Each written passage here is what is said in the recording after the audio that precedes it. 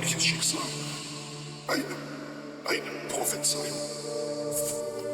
5000 Jahre alt. Verschwörung. Du wirst die ägyptischen Götterkraft nicht ewig behalten. Ezúttal is rég hallottam belőle. Gondoltam belezni. Csak hogy tudjuk, az összes árnyátékos mozgósító az árnyékháború elég. Mivel Starving Venom egy sárkány, ezért elfordul védelmibe, és megállja a képességét. Blaster Soldier! Ütj Alexander! Jó voltál. Mehetsz tovább. Én viszont itt maradok az átvilágban. Többet ne álljon.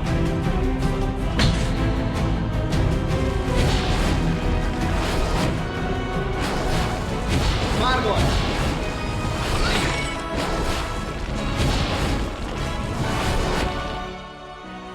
De jössz.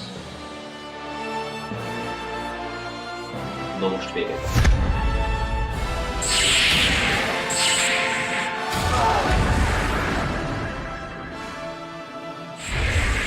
Akkor ideje befejezni. Dragon Master Knight! Üsd ki Darkness! A saját világodban győztünk le. Remélem tisztában vagy a következményekkel. Soha nem gondoltam volna, hogy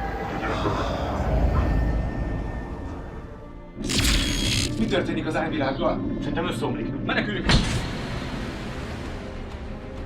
De mégis mit keresett Alexander? Miért nem forrad le az árnyátékosokkal együtt? Fogalom Tamás. Már régóta nem vagyok árnyátékos. Jó utat értem. Várj, Tamás! Azt hiszem igazat beszél. Mikor Ármeti megszállt, meg akarta akadályozni, hogy kijussak a kapun. Köszi.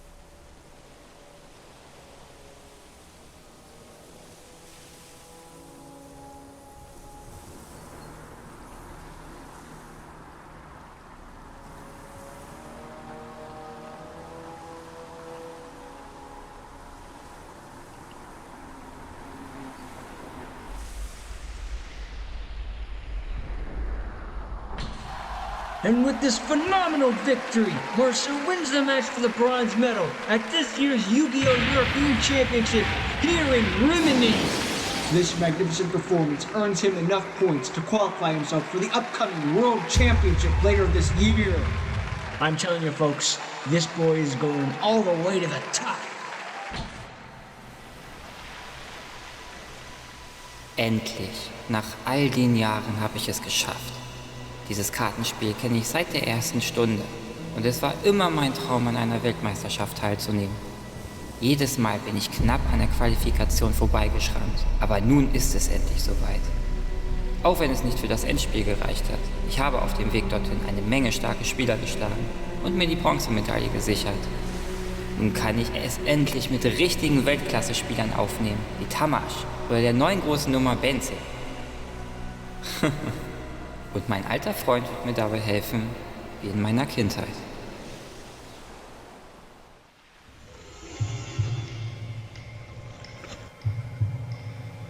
Was zum Henker?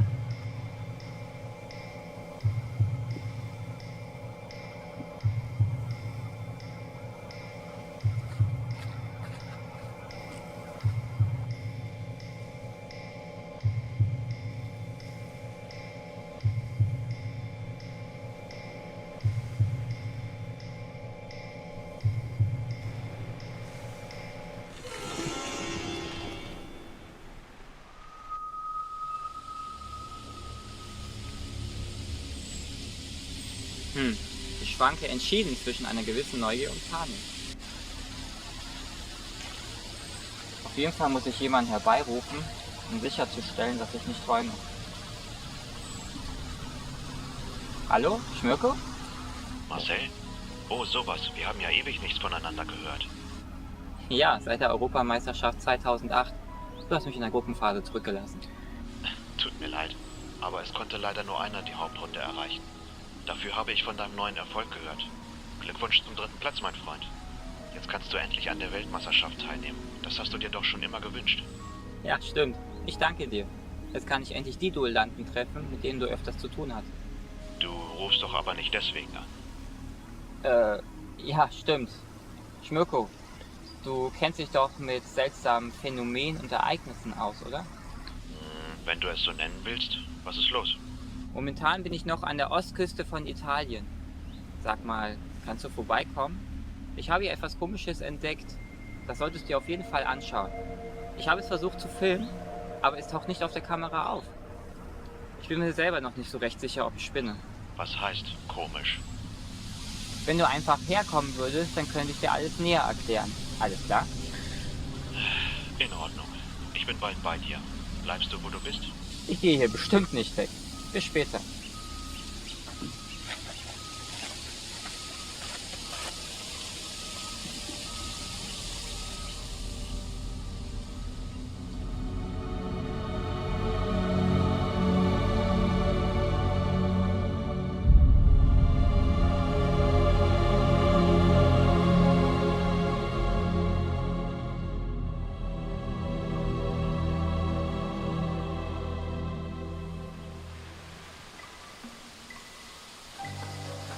Hey, gut, dass du es einrichten konntest. Sag mal, siehst du das gleiche wie ich auch? Bitte sag mir, dass ich nicht spinne. Naja, sieht jetzt nicht sonderlich beeindruckend aus. Es ist halt ein Wrack, das nach langer Zeit auf See verlassen an einem Ufer angespült wird. Und es erscheint nicht auf dem Bildschirm deiner Kamera? Nein, total verrückt.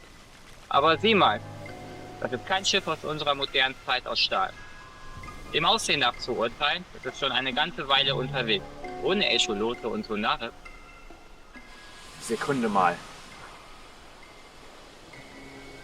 Was ist? Ich kann mich täuschen, aber wenn ich mir die Form des Wracks so ansehe, das ist doch nicht... Nein, das glaube ich einfach nicht. Das kann nicht sein. Sag mir nicht, dass du diesen Kahn kennst. Marcel, ist dir eigentlich klar, was du hier für eine Entdeckung gemacht hast? Das ist nicht irgendeine Galeone. Das ist die Octavius. Die Octavius? Sollte ich sie kennen? Bis heute gilt sie nur als eine Legende aus Erzählungen. Aber es besteht eine gewisse Ähnlichkeit. Es könnte dieses Schiff sein, was wir vor unseren Augen haben. Es gibt eine bekannte Geschichte zu Octavius, aber keine schöne. Ob du es glaubst oder nicht, dieses Schiff ist fast 300 Jahre alt. Damals im 18. Jahrhundert soll sie bei einer Reise von England in den Orient gesegelt sein. Auf der Rückfahrt wählte der Kapitän die gefährliche Route durch die Nordwestpassage, die den Atlantik und Pazifik nördlich von Alaska miteinander verbindet. Das war ein Fehler. Wir haben versucht, durch das arktische Meer zu segeln, aber damals muss doch alles voller Eis gewesen sein. Ein absolutes Ding der Unmöglichkeit, da durchzufahren. Bis dahin hat es auch noch niemand geschafft. Glaubte man zumindest bis heute. Jedenfalls gelang es erstmals der Octavius, den gefährlichen Seeweg zu durchqueren. Aber nicht durch die Hand der Crew. Im Jahr 1775, westlich von Grönland, fand ein Walfängerschiff namens Herek die Octavius gefangen im Eis. Eine Gruppe der Fischercrew wurde an Bord des vermeintlich verlassenen Schiffes geschickt. Ein dicker Leichengeruch empfang sie dort. Der Anblick war grauenvoll. Sie fanden die komplette Crew steif gefroren und mausetot in ihren Kajüten. Jeder einzelne. Die arktische Kälte hatte ihre Körper konserviert. Der Kapitän wurde in der Kajüte gefunden, sitzend und mit einer Schreibfeder in der Hand. Vor ihm das Logbuch ausgebreitet. Er saß da, als hätte er eben erst den letzten Eintrag geschrieben. Die Walfänger konfiszierten das Logbuch und sahen, dass der letzte Eintrag von 1762 stammt. Schauerlich. Dann heißt es, dann trieb das Schiff ganze 13 Jahre in der Arktis herum. Danach weigerten sich die Männer, das Schiff weiter zu durchsuchen. Sie verschwanden und überließen die Octavius ihrem Schicksal. Das Logbuch fiel bei der Bergung zum größten Teil auseinander und verschwand für immer auf dem Grund des Meeres. Vor vielen Jahren habe ich eine Zeichnung gesehen, die die Octavius darstellen sollte. Ein dreimastiger Schoner. Tja, ich mag mich täuschen, mein Freund. Aber wenn mich mein Gedächtnis nicht im Stich lässt, haben wir hier womöglich die Überreste des Schiffes direkt vor uns. Geisterschiff, wenn du mich fragst. Ich kann nicht glauben, dass dies alles wahr ist. Aber sag mal, ich habe in den Nachrichten von den Kämpfen vor 2 Jahren gehört. Gegen dieses Reich der Schatten, oder wie die Duellanten es genannt haben. Meinst du, da könnte ein Zusammenhang bestehen? Wohl kaum. Das Reich der Schatten ist seitdem Geschichte. Alle Portale, die dorthin führten, wurden eliminiert. Und ohne jemanden, der in der Lage ist, dorthin zu kommen, geschweige denn es zu beherrschen, kann das Reich der Schatten nicht mehr existieren. Und was jetzt? Sollen wir einfach verschwinden und so tun, als ob wir überhaupt nichts gesehen hätten? Ich bin jedenfalls überhaupt nicht wild darauf, mich weiterhin in der Nähe dieses Kahns aufzuhalten. Ich kann dich verstehen. Allerdings können wir es nicht einfach ans Ufer schwimmen lassen. Sieh dir das Schiff doch nur mal genau an. Mein Gefühl sagt mir, dass da irgendetwas nicht stimmt. Ich weiß nur noch nicht was. Wenn dies tatsächlich der Octavius ist, die da vor uns treibt, dann müsste der hölzerne Rumpf fast 3 Jahrhunderte lang über die offene See getrieben worden sein. Unentdeckt und ohne größere Schäden. Und ich kann mir beim besten Willen nicht vorstellen, dass sie dies ohne Hilfe überstanden hat. Du meinst, es ist noch jemand an Bord? Es muss einen Grund dafür geben und wir sollten der Sache nachgehen. Bedeutet, wir müssen das Schiff untersuchen. An Ort und Stelle. Was? Jetzt? Du bist verrückt, Schmirko, so eine Aktion jetzt durchzuführen. Aber du hast mich überzeugt. Aber wie willst du da hinkommen? Hast du ein Boot? Nur ein Schlauchboot mit etwas Ausrüstung, aber das erfüllt seinen Zweck. Falls hier doch etwas schief geht, dann sollten wir aber jemanden einweihen. Wir 2 bekommen das schon gebacken. Wenn wir vorher jemandem über das Schiff erzählen, könnte dies nur einen unnötigen Aufruhr unter den Menschen bedeuten. Diese Expedition sollte nur uns beide einbeziehen. Mach dich bereit. Wir gehen auf Kapertour.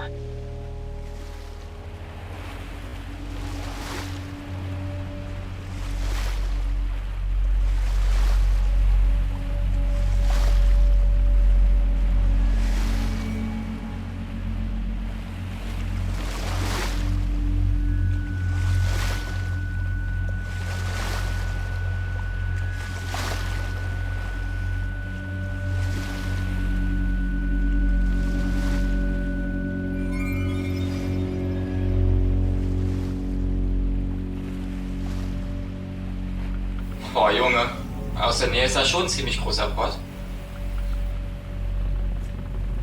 Hallo? Ist jemand an Bord? Wenn sich wer auf dem Schiff befindet, soll er antworten.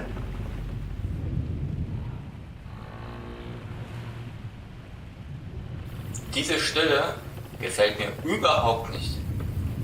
Sag mal, glaubst du an Geister? Nur an Polter und Quälgeister. Nochmal, braucht jemand Hilfe? Wir sind mit einem Boot hier. Wenn sich noch jemand auf dem Schiff befindet, soll er sich sofort melden.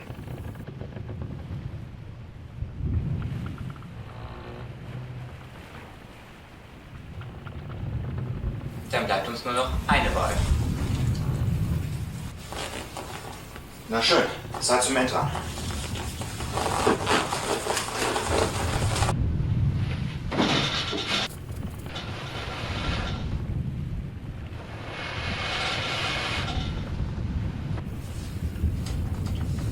Das hält erstmal. Gut, ich klettere hoch und dann... Schmirko, beantwortest du mir ehrlich eine Frage? Aus welcher Richtung sind wir gekommen?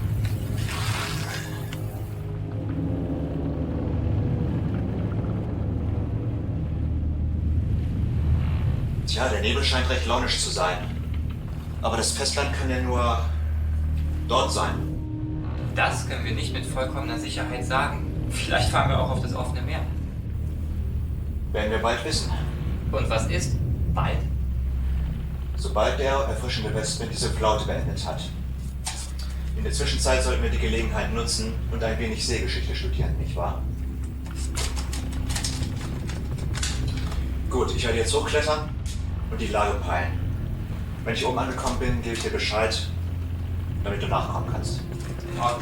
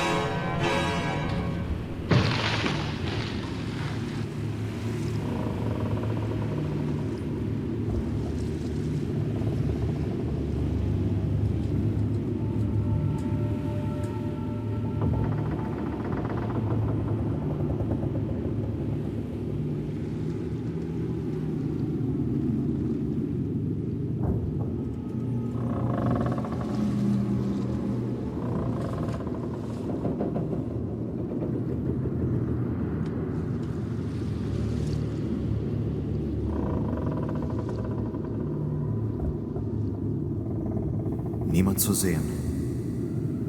Kein Leichengeruch mehr, dafür riecht es ziemlich modrig. Nach morschem Holz, Leinen und Eigen.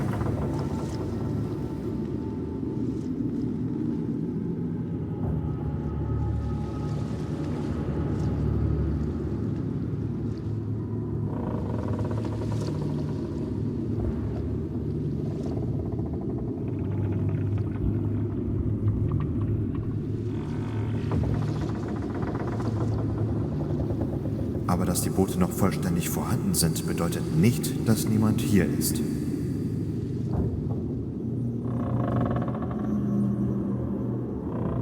Alles klar, Marcel. Du kannst jetzt raufkommen.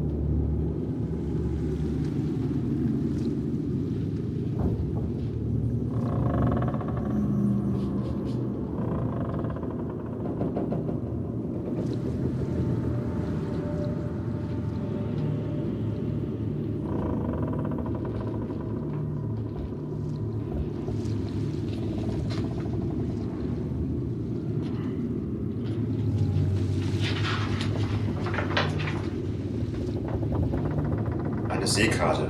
Sie ist alt. Sehr alt. Wenn ich die blassen Linien richtig interpretiere, dann handelt es sich um eine skizzierte Übersicht der kompletten Nordwestpassage.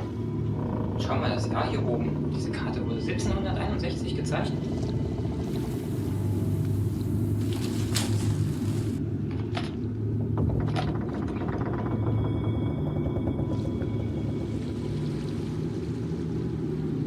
Es stimmt also. Die Legende ist wahr.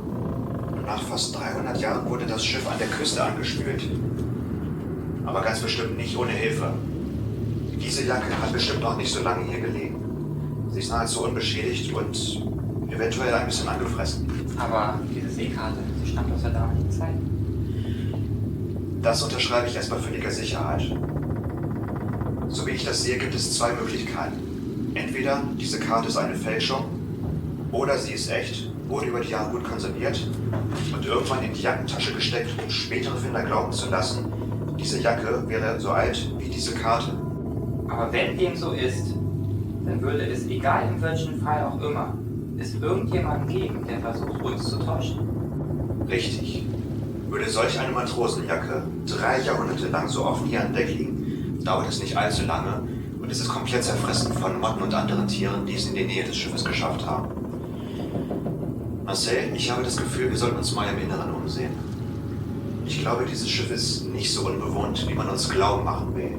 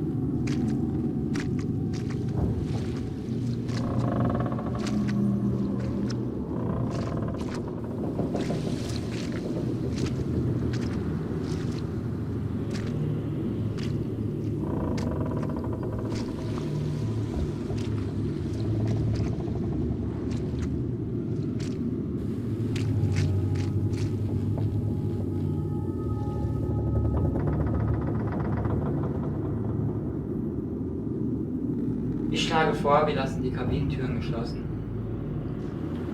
Ihre Kabinen sind wie die letzte Ruhestätte für die Matrosen. Sie verdienen es nicht, aus ihrer Ruhe gestört zu werden. Komm weiter.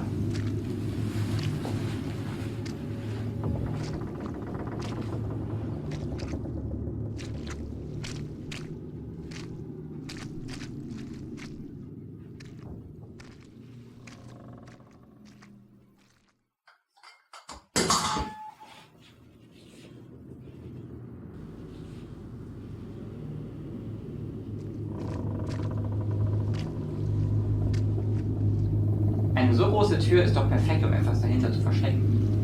Es könnte die Kapitänskajüte sein. Okay. Wir werfen einen kurzen Blick rein, gucken, ob ein Hinweis dabei ist und dann verschwinden wir. Vorsichtig.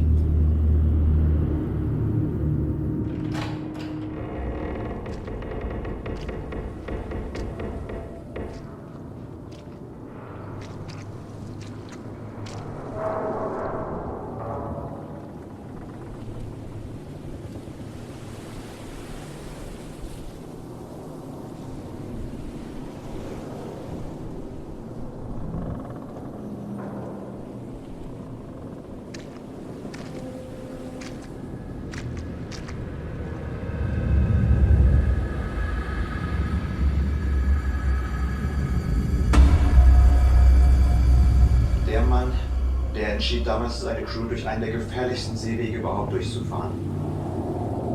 Er ist aufgetaut. Oh mein Gott. Ich muss hier raus. Hier gibt's nichts mehr zu entdecken. Vermutlich.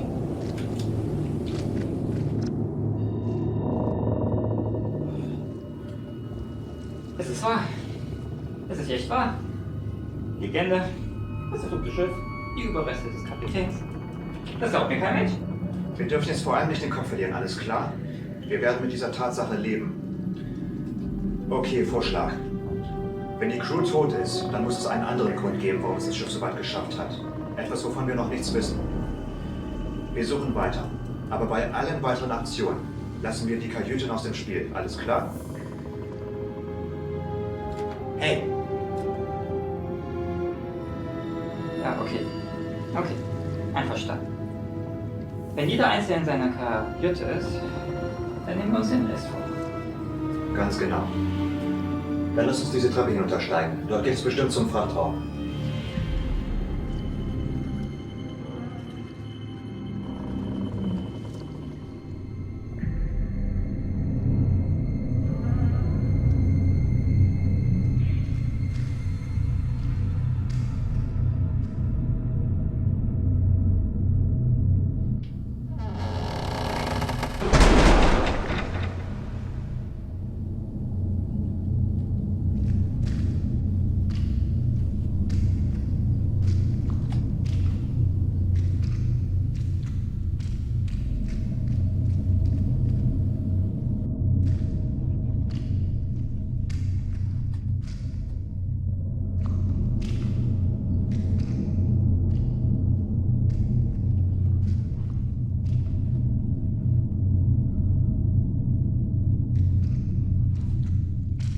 Du, Schmirko? Glaubst du, dass die Octavius wertvolle Fracht geladen hat? Ist nicht überliefert, da es bis heute keine eindeutigen Hinweise gibt. Unmöglich ist es aber nicht, dass sich die Walfänger damals geweigert haben, das Schiff weiter zu untersuchen. Also haben sie den Frachtraum vielleicht nie betreten. Die Kisten scheinen alle unberührt zu sein. Allerdings wage ich es zu bezweifeln. Nur etwa 2 Dutzend gesicherte Kisten und viele Säcke sind hier gelagert. Die sind für eine Seereise durch eine solch schwierige Route nicht gerade sehr vielversprechend. Daher vermute ich, dass es sich nur um Verpflegung handelt. Natürlich können wir es vorher nicht mit Sicherheit sagen. Na gut. Möglicherweise hat der Kahn heimlich Gold für die Rückkehr nach England geladen, für Kolonialzwecke. Schmirko. Aber falls du momentan Geldsorgen hast, können wir gerne in den Kisten nachschauen, ob sie etwas Wertvolles beinhalten, was dir helfen könnte. Schmirko.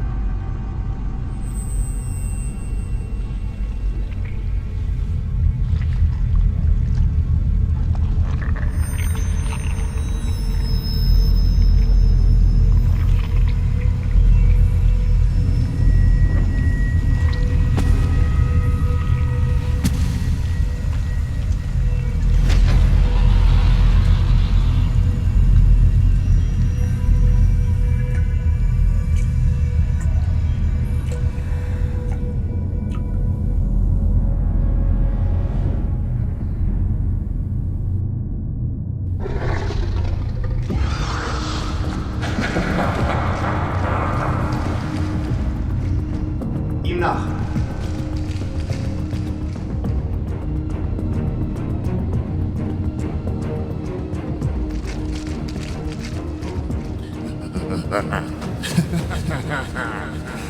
los, wo bleibt ihr denn? Der dunkle Abgrund ruft bereits nach euch. Niemand kann seinem Schicksal entkommen. Sucht mich und bestreitet das letzte Schattenduell eures Lebens. Wie bitte? Hat er gerade Schattenduell gesagt? Da, ich sehe ihn. Er steht draußen. Los!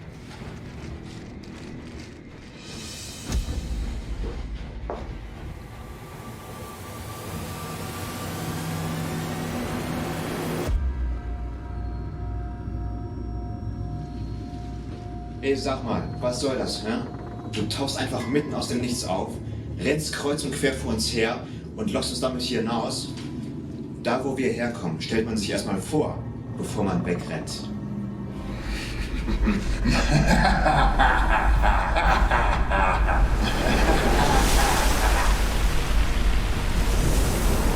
Mitten aus dem Nichts, sagst du? Wenn du wüsstest, wie recht du hast, Wächter.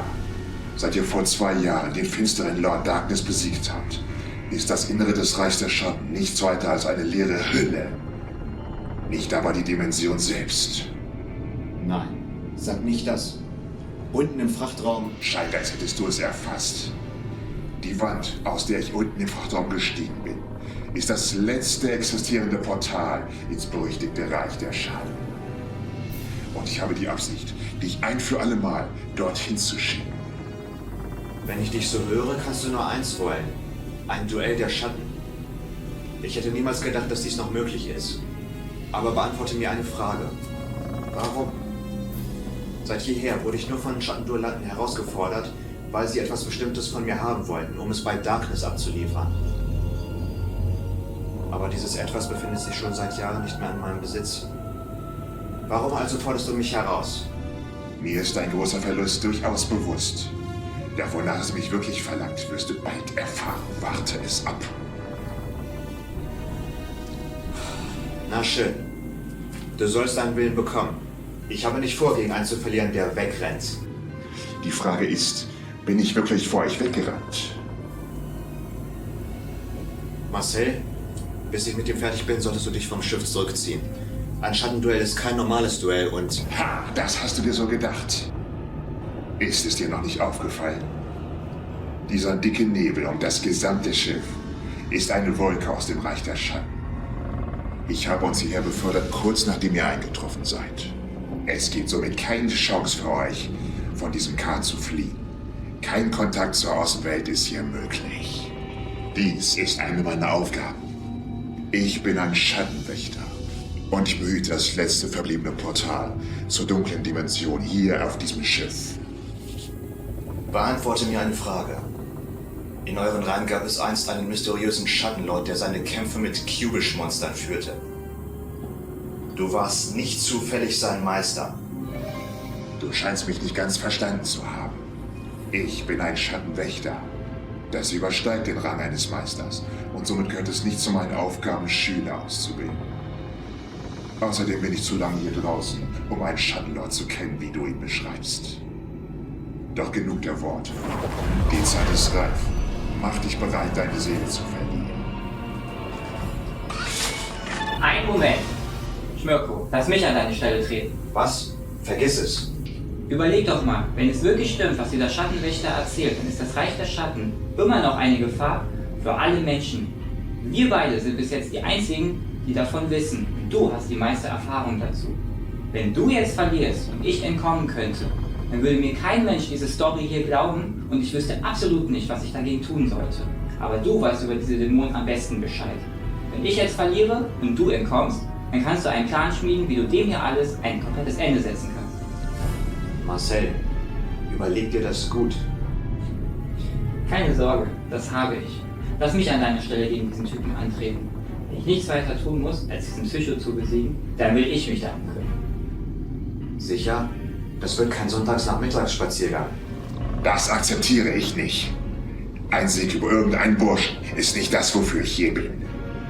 Nur der Wächter der Götterkarten wurde zu einem Duell herausgefordert. Wenn dein Freund noch nie ein Schattenduell bestritten hat, wäre er ein gefundenes Fressen. Schmirko. Na schön. Ich lege mein Vertrauen in deine Duellfähigkeit. Mach den Schattenwächter platt. Du hast meinen Freund gehört. Er wird gegen dich im Duell antreten. Aber nur falls du ihn besiegst, bekommst du dein Duell mit mir.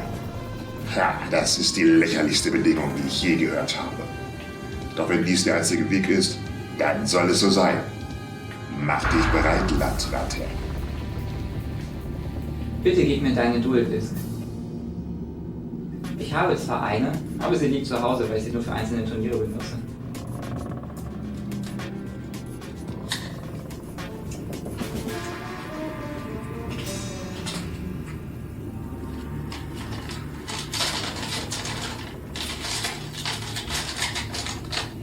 Die kriege ich aber wieder, mein Junge. Danke. Nimm die hier auch noch. Was? Deine Hülle der Finsterniskarte? Warum? Mach dir keine Sorgen. Ich borge sie dir hierfür. Beim Schattenduell wird sie dir etwas unter die Arme greifen. Benutze sie weise und sie wird dich zum Sieg führen. Und denk immer daran, dies ist ein Schattenduell, kein Turnier. Überdenke jeden Zug, also mehr als nötig. Fehler sind hier keine Option. Denn falls du hier verlierst, wirst du nie mehr die Gelegenheit haben, an der Weltmeisterschaft teilzunehmen. Hier gibt es keine Medaille für den zweiten Platz. In Ordnung. Danke. Ich werde nicht verlieren. Alles klar. Fangen wir an. Es hat doch lange genug gedauert. Dann bringen wir es schnell hinter uns. Zeit für ein Duell.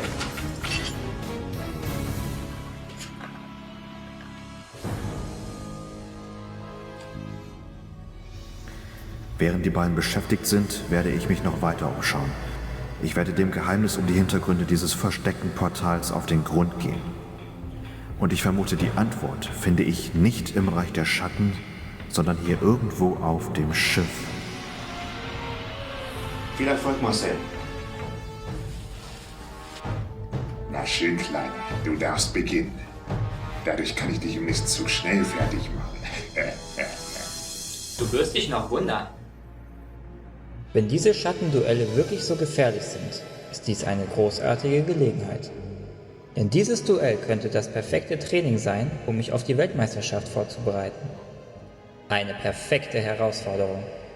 Und wenn ich sie bestehe, weiß ich endgültig, dass ich das Zeug zum Weltmeister habe.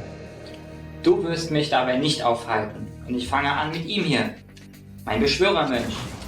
Wenn Beschwörermensch aufgerufen wird, wechselt er automatisch in eine Verteidigungsposition. Ich aktiviere seinen Effekt. Indem ich Seelendiener von meiner Hand auf den Friedhof ablege, darf ich meine Legion des feindlichen Hofnarren als Spezialbeschwörung von meinem Deck beschwören. Die Legion des feindlichen Hofnarren erlaubt es mir in diesem Spielzug, eine weitere Tributbeschwörung zu machen. Bist du dafür bereit? Dann opfere ich jetzt meine Legion des feindlichen Hofnarren und beschwöre das hier, mein dunkles Magiermädchen.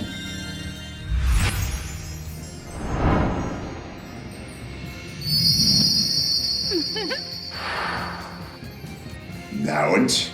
Sollte ich vielleicht Angst haben? Ja, sie hat eine ganze Menge auf dem Kasten, aber dazu kommen wir erst später. Als nächstes aktiviere ich den zweiten Effekt meines feindlichen Hofnarren. Dadurch ist es mir erlaubt, dunkler Magier von meinem Deck meiner Hand hinzuzufügen. Als nächstes aktiviere ich Dunkler Magischer Kreis. Diese Karte erlaubt es mir, die obersten 3 Karten meines Decks anzugucken und dann darf ich eine x-beliebige Zauber- oder Fallenkarte des schwarzen Magiers meiner Hand hinzufügen. Perfekt. Ich wähle meine ewige Seele. Dann wird es Zeit, dass du jetzt Bekanntschaft mit meinem Lieblingsmonster machst. Ich aktiviere Fusionsentsendung. Indem ich dir jetzt Dunkler Magier, den Drachenritter vorzeige, darf ich einen seiner Fusionsmaterialmonster als Spezialbeschwörung beschwören. Es wird Zeit, dass du Bekanntschaft machst mit dem Meister meines dunklen Magiermädchens. Also komm und zeig dich. Dunkler Magier.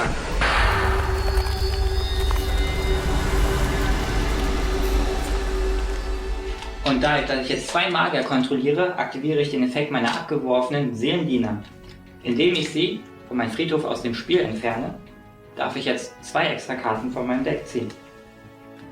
Und wenn du denkst, dass mein Magierteam jetzt schon stark ist, dann pass auf. Ich aktiviere das legendäre Auge des Timeos.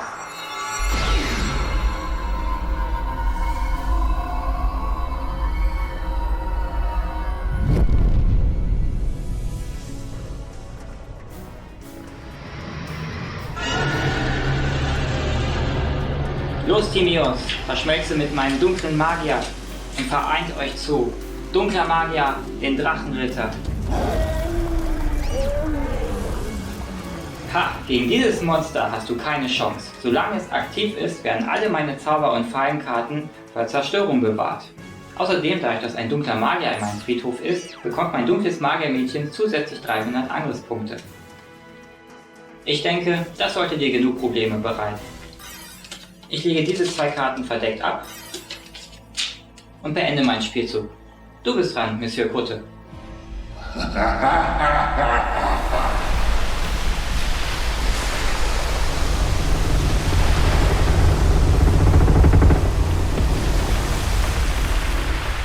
Dachtest du echt, es wäre so einfach? Diese kleinen Zauberer funktionieren vielleicht auf euren sinnlosen Amateurturnieren. Aber hier wird ihr Schreien in der Ewigkeit verhallen. Es wird Zeit, dir zu zeigen, wieso wir uns ausgerechnet hier duellieren. Mein Zug. Wenn dem so ist, dann setze ich einen oben drauf. Ich aktiviere meine verdeckten Geheimnisse der dunklen Magie. Dadurch fusioniere ich meinen Beschwörermenschen, meinen dunklen Magier und rufe jetzt das hier. Die dunklen Magier. Im Verteidigungsmodus? Bist jetzt schon eingeschüchtert, wie? Dann erlaube mir, deine Angst zu verkürzen, indem ich dich den Haien vorwerfe. Ich eröffne mit meinem Topf der Begierden. Somit kann ich nur die obersten 10 Karten von meinem Deck verbannen. Und im Ausgleich darf ich nochmal 2 Karten ziehen. Exzellent. Wird Zeit, dich auszukontern. Mach Bekanntschaft mit meinem Psi-Blocker. Psi-Blocker? Was soll das? Ich frage mich, was für eine Art Deck er spielt. Da könnte ich ihn mit meinem dunklen magischen Kreis verbannen. Doch wer weiß, was der seltsame Vogel noch vorhat. Ich spare mir den Effekt für später. Schlechte Nachrichten für dich, Landratte. Zeig, was du kannst, Psi-Blocker.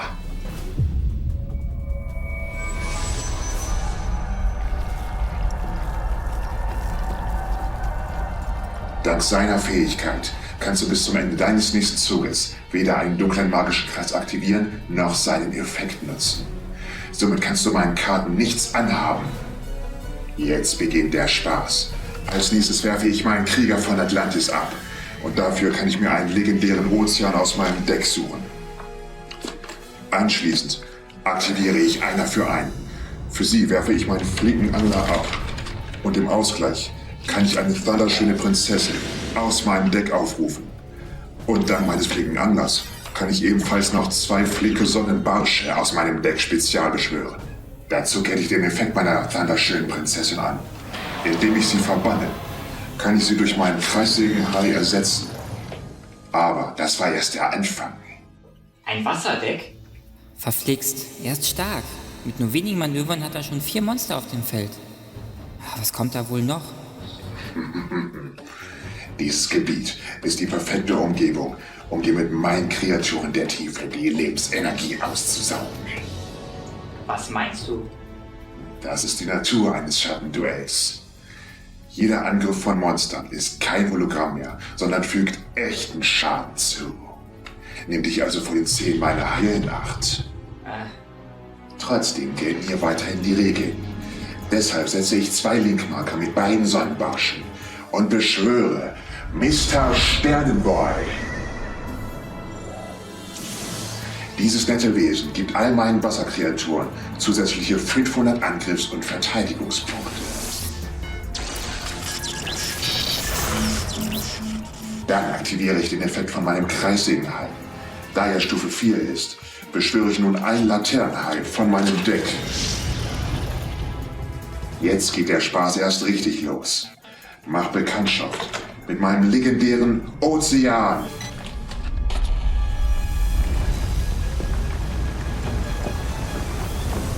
Was geht hier vor? Dank dieser Karte wird jeder Angriff meiner Monster noch schrecklicher.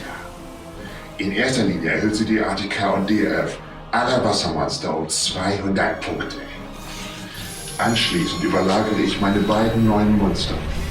Das erlaubt mir, meinen wackeren Heilanzenträger aufzurufen.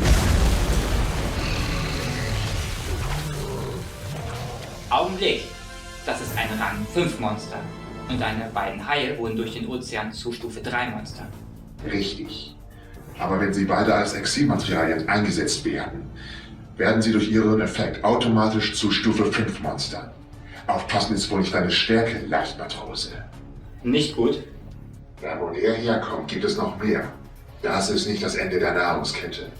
Ich überlagere meinen Lanzenträger ebenfalls. Für seine ultimative Form. Zeig dich, vollgepanzerter, kristallnull Lanzenträger.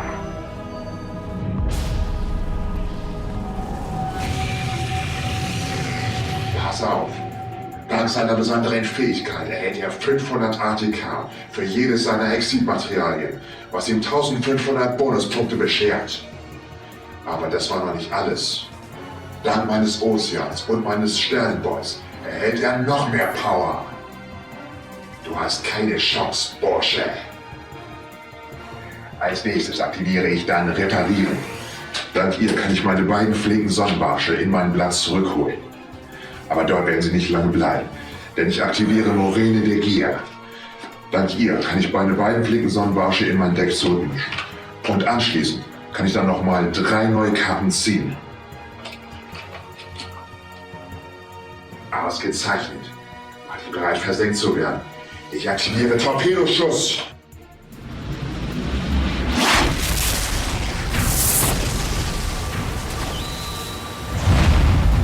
Was ist das?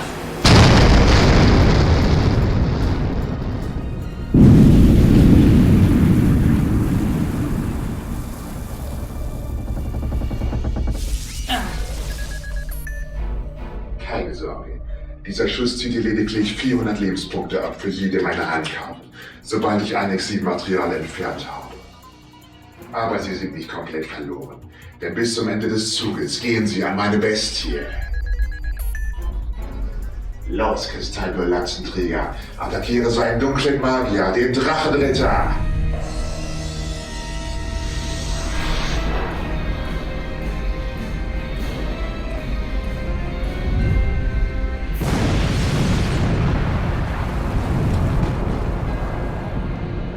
Na, wie sieht's aus? Hast du die Nase schon voll? Davon träumst du wohl. Ha! Lange hältst du das nicht durch. Aber jetzt mache ich erstmal Pause und lege 3 Karten verdeckt. Mach deinen Zug, falls du kannst. Oh ja, und ich starte schon in deiner Endphase. Los, ewige Seele. Diese Karte erlaubt es mir, einmal pro Spielzug einen dunklen Magier von meinem Friedhof zurückzuholen. Also komm und zeig dich, alter Freund. So, jetzt kannst du dich frisch machen. So, in meinem Spielzug nutze ich den Effekt von ewige Seele. Dadurch darf ich meinen zweiten dunklen Magier als Spezialbeschwörung von meinem Friedhof beschwören. Dadurch aktiviert sich der Effekt von die dunkle Magier. Ich darf wieder eine Karte ziehen. Als nächstes nutze ich von meiner Hand Seelen der Magier. Diese Karte lässt mich sie spezial beschwören, indem ich Palladium Orakel Mana von meinem Deck auf den Friedhof schicke. Als nächstes aktiviere ich Törichtes Begräbnis. Ich lege von meinem Deck auf den Friedhof Palladium Orakel Maha. Als nächstes aktiviere ich Seelendiener. Das erlaubt es mir, Magier-Navigation oben auf mein Deck zu legen. Als nächstes verbanne ich Seelendiener. Und dadurch, dass ich jetzt auch diesmal 2 Palladium Orakel Monster in meinem Friedhof habe, darf ich diesmal 4 Karten ziehen.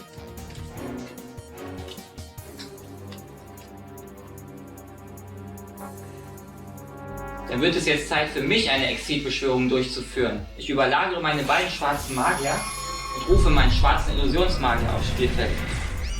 Und glaub mir, der Bursche hat's in sich. Wenn ich ein Material abhänge, darf ich meinen dritten dunklen Magier von meinem Deck als Spezialbeschwörung beschwören. Denkst du, ich mache es dir so einfach? Nicht solange ich das mächtige Meer auf meiner Seite habe. Ich aktiviere der eisgebundene Gott.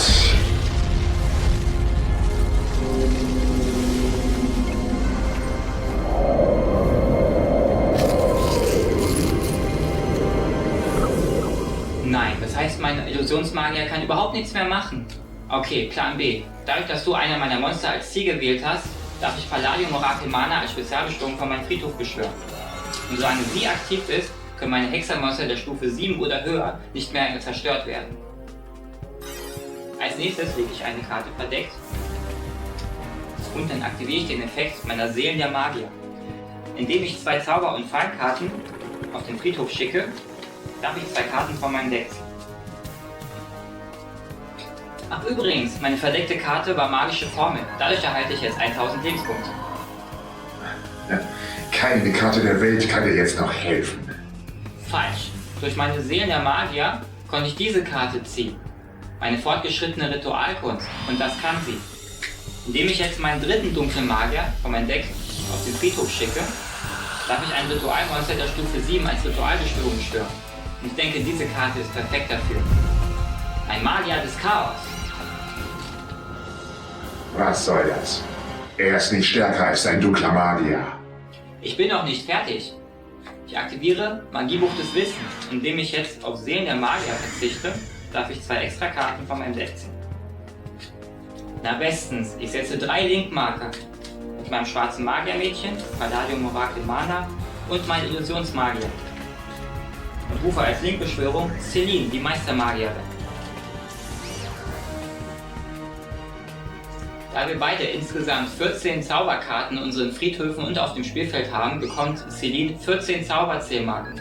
Ich entferne jetzt 3 Zauberzählmarken, um meinen dunklen Magier von meinem Friedhof wieder neues Leben einzuhauchen. Wenn ich seinen Lanzenträger unter meine Kontrolle bringe, könnte das im Duell eine Wendung geben. Okay, versuchen wir es erneut. Ich überlagere meinen dunklen Magier und meinen Magier des Chaos und rufe diesmal Nummer 11, großes Auge.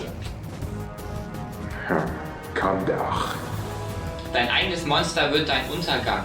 Ich hänge jetzt dunkler Magier von meinem großen Auge ab und er gehört ein mächtiger Lanzenträger mir.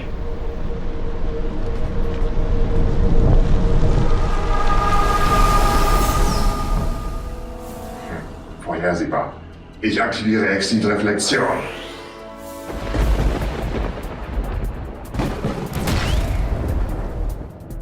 Nein, eine Konterfalle. Diese Konterfalle eliminiert dein großes Auge, ohne mit der Wimper zu zucken. Und obendrein kostet dich das Ganze noch 800 Lebenspunkte. Wie gewonnen, so zerronnen. Ah, Mist. Wenn er so weitermacht, sind meine Lebenspunkte bald futsch. Okay, das stört mich nicht weiter. Meine dunkle Magier vernichtet seinen Mr. Sternboy. Vielen Dank auch. Da er vernichtet wurde, gib mir meinen Sternboy, mein Krieger von Atlantis, auf die Hand zurück. Meinetwegen, aber jetzt ist ein Zielblocker dran. Los, Celine, mach ihn platt. Das war's von mir. Ich setze 2 Karten verdeckt und beende meinen Spielzug. Sein Lanzenträger kann große Probleme machen. Sobald der Wächter seinen Zug beginnt, beschwöre ich einen dunklen Magier zurück, um sein Monster durch meinen dunklen magischen Kreis endgültig zu verbannen.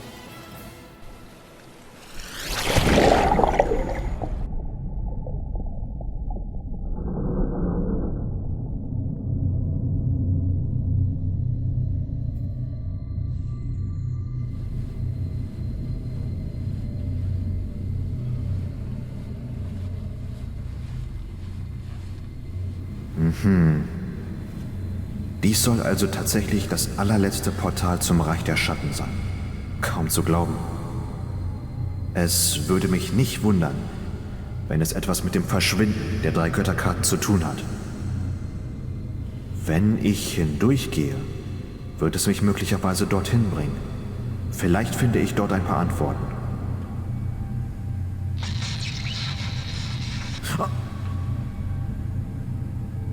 Was ist hier gerade passiert?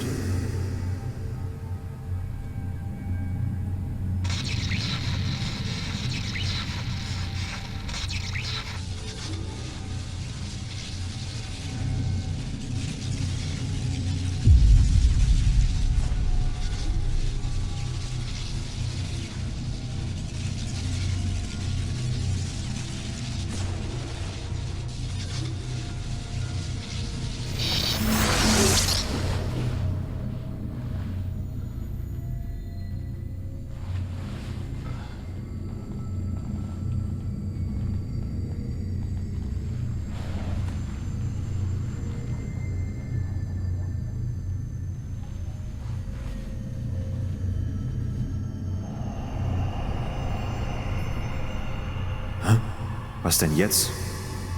Die Wand hat gerade ihre Aura verändert.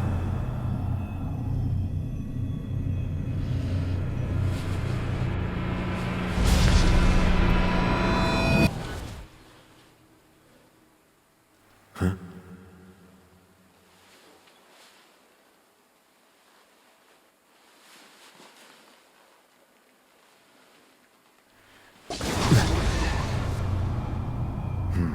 Es ist sonnenklar, dass das Reich der Schatten immer noch existiert. Kein anderes Portal auf der Welt wäre in der Lage, solche Tricksereien zu produzieren. Doch das Portal verwehrt irgendwie den Zutritt zur Dimension. Oder jemand, der die Kontrolle über das Portal hat. Und ich werde herausfinden, wer. Einige Sachen sind aber noch unklar. Einerseits, welche Rolle dieses Portal in der ganzen Geschichte spielt und wer das Reich der Schatten vor der Auslöschung bewahrt hat. Aber wer? Ich bezweifle, dass der Schattenwächter der aktuelle Herrscher über die Dimension ist. Er scheint bei weitem nicht stark genug für eine solche Aufgabe zu sein. Es muss jemand anderes dahinter stecken.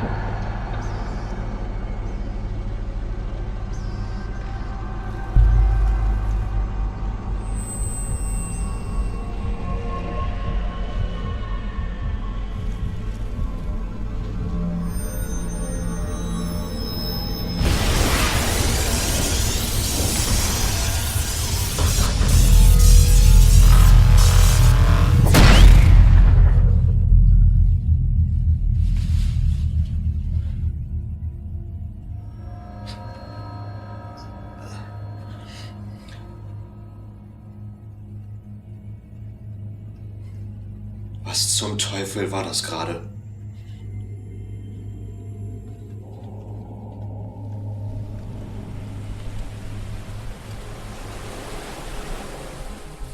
Zurück zu mir. Ich bin dran. Hallo, Monsieur Kutte. Überraschung. Damit ist ein Lanzenträger Geschichte. Ich aktiviere den Effekt meiner ewigen Seele und rufe meinen dunklen Magier vom Friedhof zurück. Sicher. Und ich freue mich, ihn wiederzusehen. Was? Wenn du denkst, dass dein magischer Kreis diesmal hilfreich sein wird, irrst du dich.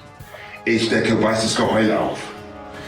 Dank dieser Falle verbanne ich Geheimnisse der dunklen Magie von deinem Friedhof.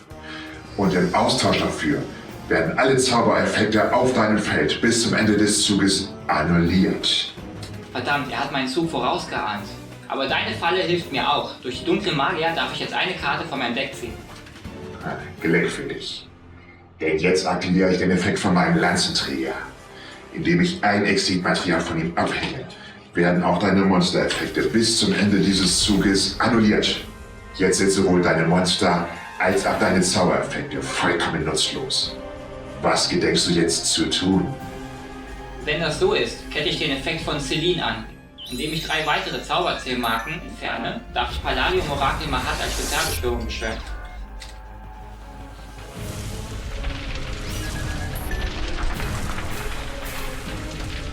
Ich wusste, dass du das tust. Damit hast du mir sehr geholfen.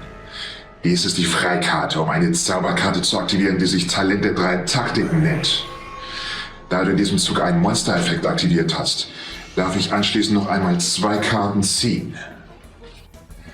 Dann verbande ich Torpedoschuss durch ihren Effekt zusammen mit wackerer Heilanstenträger von meinem Friedhof.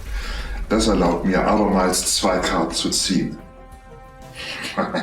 Das war noch nicht alles, denn jetzt spiele ich eine weitere Moräne der Gier, indem ich abermals 2 Wassermonster aus meinem Blatt vorzeige und sie in 6 zurückmische, kann ich abermals 3 Karten ziehen. Fängst du jetzt mal mit deinem Zug an? Sei vorsichtig mit dem, was du dir wünschst. Es könnte in Erfüllung gehen. Ich aktiviere Auftauchen. Willkommen zurück, flinker Angler. Doch jetzt opfere ich ihn, um meine Geheimwaffe zu rufen. Zeig dich, super antiker Tiefseekönig Koalakat.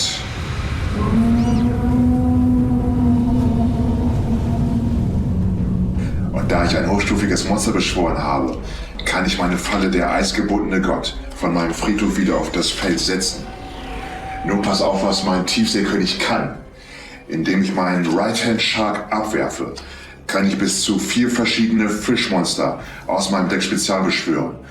Also willkommen, lebloser Blattfisch, Hammerhai und gefräßiger Reptolfin Grites. Gegen diese Monsterarmee hast du keine Chance.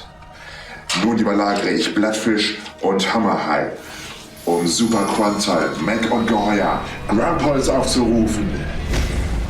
Ich hoffe, du weißt, was das heißt. Ich denke mal, deinem Gesicht nach heißt das ja. Ich hänge ein Exilmaterial von Grampolz ab, um deine ewige Seele zu zerstören. Nein. Ohne den Effekt meines Drachenritters kann ich meine ewige Seele nicht beschützen. Und wenn sie zerstört wird, werden auch alle deine anderen Monster vernichtet.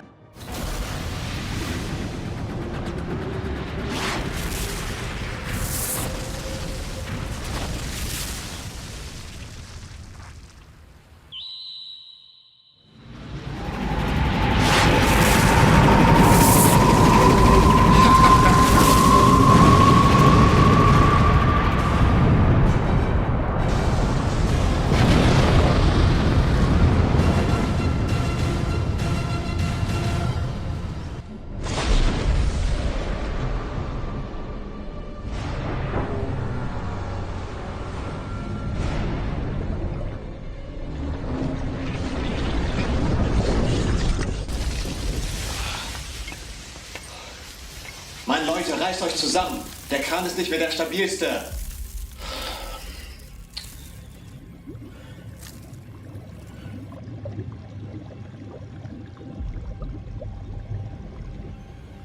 Oh nein. Nicht nochmal. Jetzt geht es um jede Sekunde.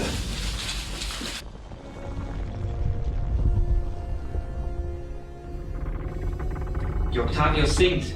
Scheint, als wäre der letzte Angriff zu viel für den alten Rumpf gewesen. Und jetzt sind auch noch alle meine Monster verschwunden. Du hättest es eigentlich wissen müssen. Es ist, wie es einst im alten Ägypten war. Wenn die Steintafel eines Monsters vernichtet wurde, war das Monster selbst ebenfalls verschwunden. Altes Ägypten? Steintafeln? Wovon redest du? Die meisten Leute glauben, dass das Kartenspiel ein Vergnügen ist, das in der Neuzeit erfunden wurde. Was kaum jemand weiß, ist, dass die Wurzeln dieses Spiels 5000 Jahre zurück bis ins alte Ägypten gehen. Damals nutzten Magier und Priester die Kräfte des Reichs der Schatten, um sich ihre Feinde mit Hilfe der Monster untertan zu machen. Diese Monster waren in Steintafeln eingeschlossen, die nur von hochrangigen Personen heraufbeschworen werden konnten. Doch nachdem ein gigantischer Krieg zwischen der guten und bösen Seite die Welt beinahe vernichtet hätte, verschwand diese Magie, zusammen mit den ganzen Steintafeln tief im Wüstensand, und das Spiel der Schatten geriet allgemein in Vergessenheit. Doch das Reich der Schatten und seine gefangenen Bewohner existierten im Verborgenen von Generation zu Generation weiter. Mit den Jahrhunderten wurden sie immer böser, und aus dem Hass wurden wir geboren. Die Schattenkreaturen. Wir wollten Rache an der Welt und sie in ewiger Finsternis verhüllen. Doch es schien uns nie wieder möglich, aus der Dimension auszubrechen. Bis zum Jahr 1778. Nachdem die Crew des Walfängers die Octavius verlassen hatte, glaubte man, die gesamte Mannschaft sei erfroren. Aber nachdem das Schiff in wärmere Gewässer getrieben wurde und alle Körper allmählich auftauten, fand ein einziger Matrose den Weg von den Toten zurück. Der Schlüssel war, dass er vor der Abreise der Octavius irgendwie von dem Reich der Schatten und dem jahrtausendealten Krieg erfahren hatte. Sein Interesse war dementsprechend geweckt.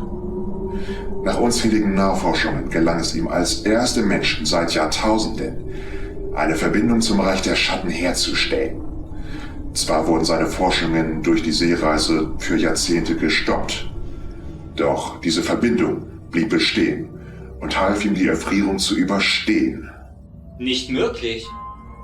Von Furcht erfüllt über das Schicksal seiner Mannschaftskameraden versuchte er, das Schiff zu verlassen.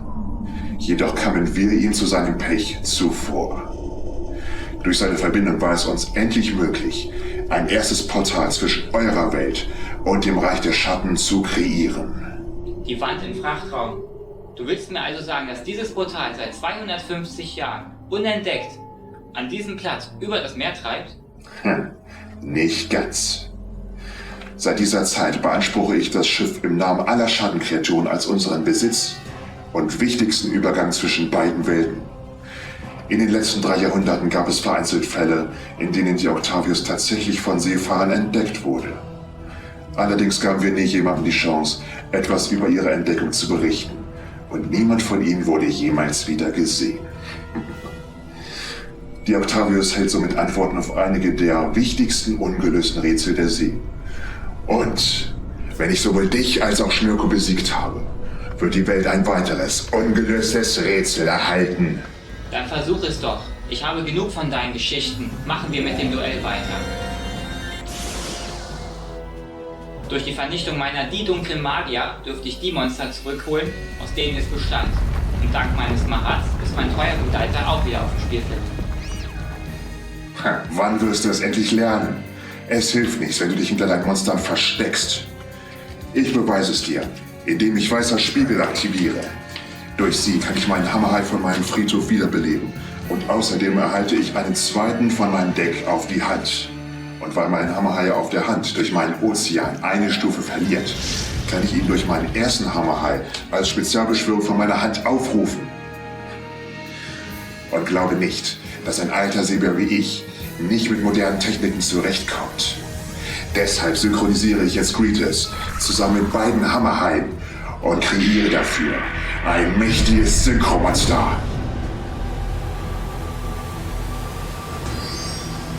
Der gefürchtete Weißauger Monoceros. Ich habe noch nie von dieser Kreatur gehört. Warte es ab. Ich habe noch ein viel selteneres Monster. Doch zuerst zeige ich dir, was mein Greetus drauf hat. Jedes Synchromonster, das mein Fisch als Synchromaterial benutzt, erhält 200 Angriffspunkte für jede Karte in seiner Hand. Und mein Weißauger Monoceros dankt es ihm, indem er meinen Greetus wieder zum Leben erweckt. Du bist erledigt. Ich synchronisiere Greetus erneut, diesmal mit Weißauger Monoceros, für mein ultimatives Synchromonster.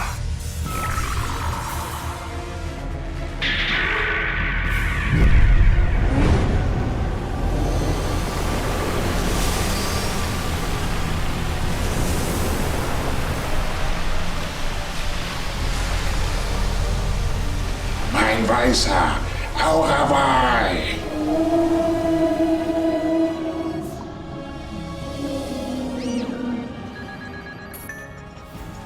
Zeig, was du drauf hast, meine Bestie.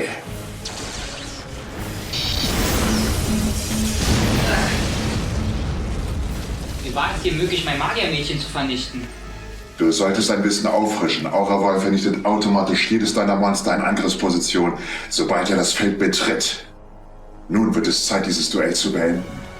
Los, Aura-Wall, vernichte seinen Drachenritter und beende das Ganze.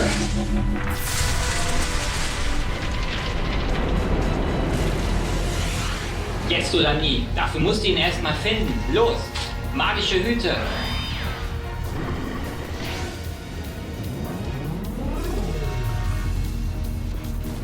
Was? Dieser Trick funktioniert doch immer wieder. Du hast jetzt 3 Hüte vor dir.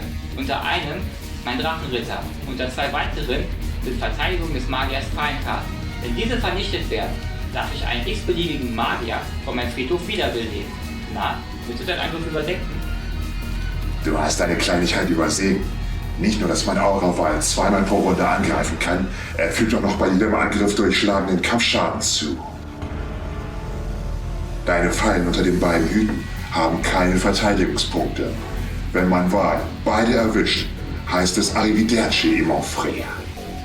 Na dann stellen wir mein Glück auf die Probe.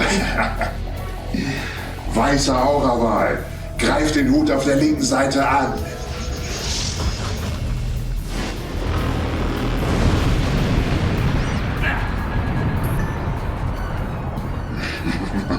Das war Nummer 1. Dadurch, dass Verteidigung des Magiers vernichtet wurde, darf ich jetzt die dunklen Magier von meinem Friedhof Spezial beschwören.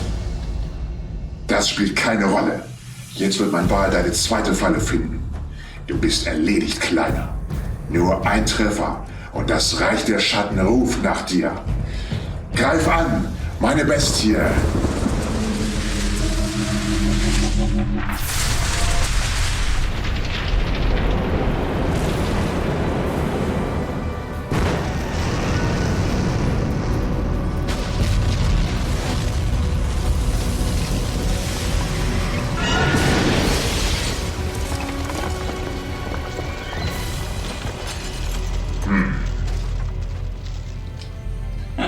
Pech gehabt. Falscher Hut. Wie traurig, dass so eine alte Schattenkreatur bei einem einfachen Ratespiel versagt. Mein Monster ist zwar vernichtet, aber dadurch habe ich viel weniger Lebenspunkte verloren. Das wirst du bereuen, mich so auszutricksen. Egal wie viele Monster du rufst, ich werde sie Stück für Stück auseinandernehmen und dich gleich mit. Los, Grandpals, vernichte den letzten Hut. Sehr schön. Jedes Mal beschwört meine Falle mein Mahatria zurück aufs Spielfeld.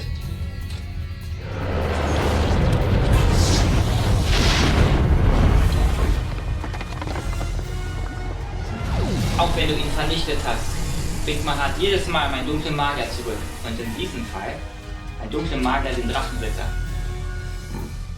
Du wirst es niemals lernen. Kristall nur Lanzenträger, beseitige die dunklen Magier.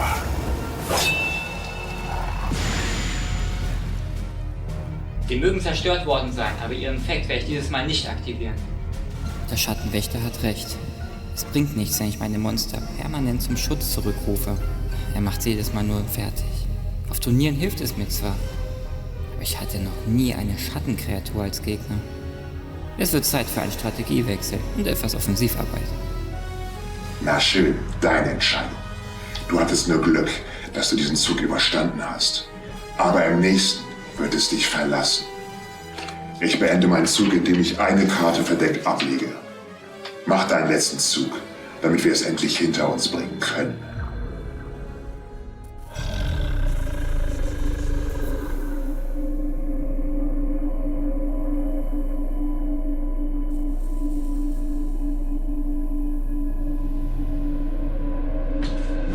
Meglász te, Soldier! Üsd Alexander! Jó voltál. Mehetsz tovább. Én viszont itt maradok az árnyvilágban. Többet ne állj az utunkba.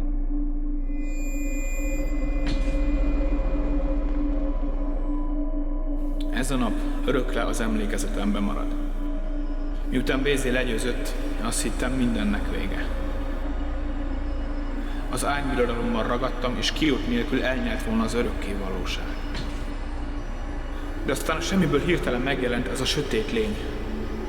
Még soha nem láttam, de megmentett.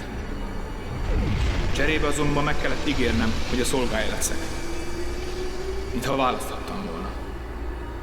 Tehát mielőtt az árnyék elnyert volna, ez a lény felszabadította a testemet, és megmentette a lelkemet.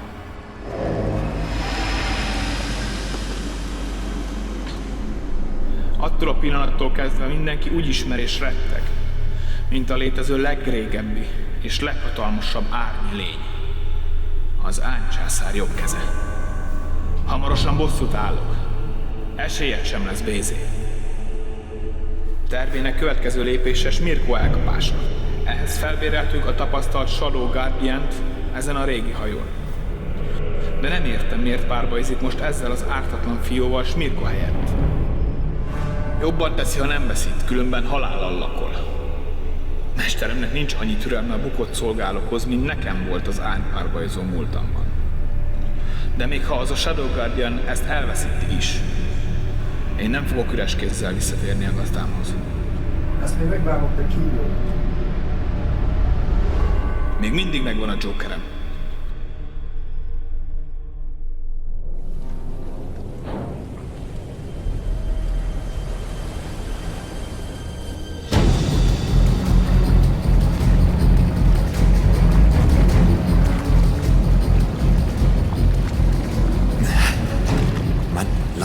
Das Schiff nicht mehr über Wasser.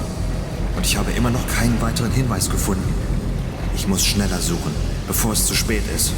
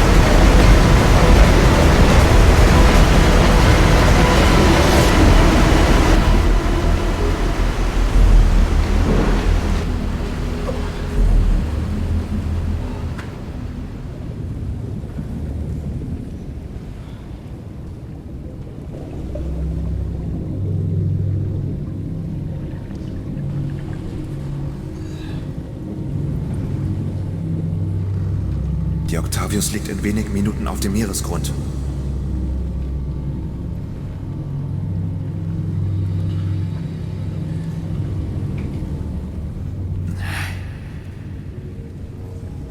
Hoffentlich ist mit Marcel alles in Ordnung.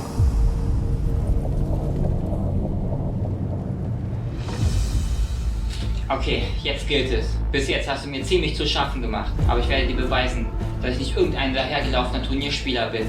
Ich werde dir diese Runde zeigen, was ich wirklich drauf habe.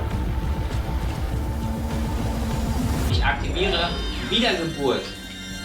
Also, willkommen zurück, dunkler Magier. Und jetzt kommt endlich mein dunkler magischer Kreis zum Einsatz. Damit verwandle ich jetzt deine verdeckte Fallenkarte, die du letzte Runde zurückgeholt hast. Das war sinnlos, denn ich kette sie jetzt sofort an.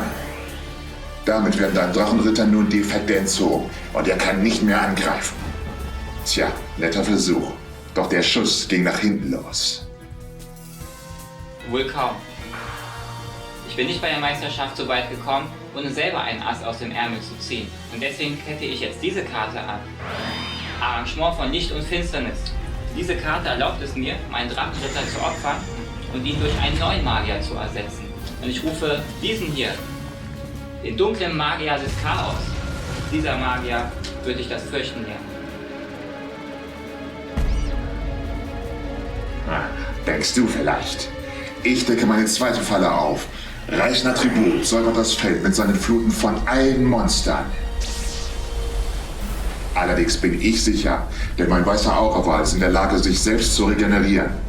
Und würde mein Lanzenträger vernichtet werden, brauche ich lediglich ein Exitmaterial von ihm zu entfernen, um dies zu verhindern. Fix. Aber darauf bin ich vorbereitet. Ich verwandle meine Magier-Navigation von meinem Friedhof. Dadurch ist mein schwarzer Magier in der Lage, deine Falle zu annullieren. Meine Monster sind geschützt. Es ist Zeit. Du wirst jetzt von der Kartenkombo besiegt werden, die mir die Bronzemedaille eingebracht hat. Komm hervor. Du bist meine letzte Hoffnung, alter Freund. Zeitzauberer. Ist das dein Ernst? Du riskierst den gesamten Verlauf dieses Duells für einen einzigen Münzwurf? Das Risiko ist es mir wert. Los, Zeitzauberer, es hängt alles an dir. Landet der Zeiger auf einen Zeitsprung, sind seine Monster zerstört. Aber wenn er auf einen Totenschädel landet, verliere ich alles. Absolut alles.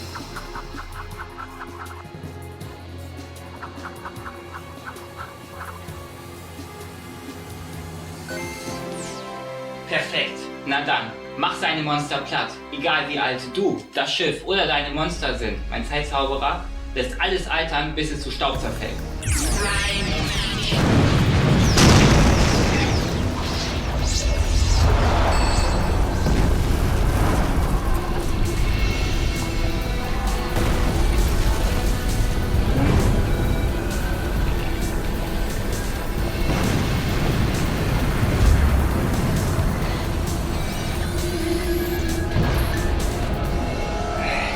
Dieser Zug hat dir rein gar nichts gebracht. Du magst zwar meine Monster vernichtet haben, aber eins ist immer wieder in der Lage, in seine alten Form zurückzukehren. Alles, was ich dafür tun muss, ist, ein Wassermonster von meinem Friedhof zu verbannen. Begrüße also erneut meinen weißen Aurewal. Keins deiner Monster ist stark genug für ihn.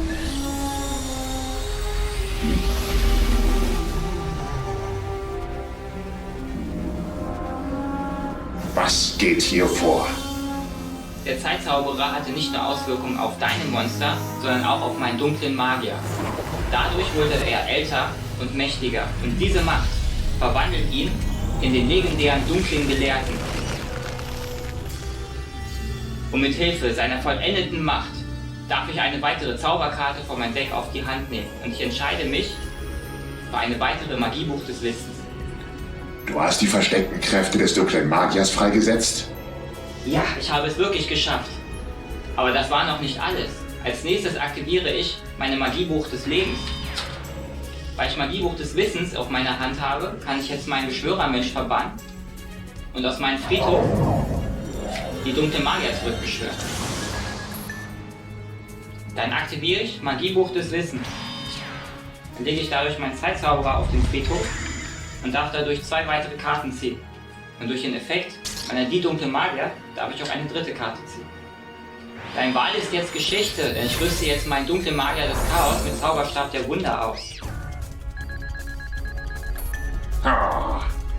Los, an die Arbeit, dunkler Magier des Chaos. Mach seinen Ball platt.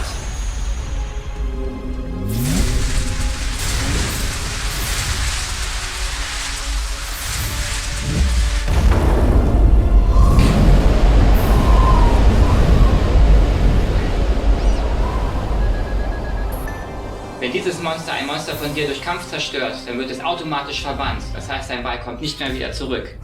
Dadurch, dass ich dein Monster nicht mehr beschützen kann, los, dunkler Gelehrte, vernichte seinen Kristall 0 Lanzenträger. Und als nächstes die dunkle Magier. Direkter Angriff.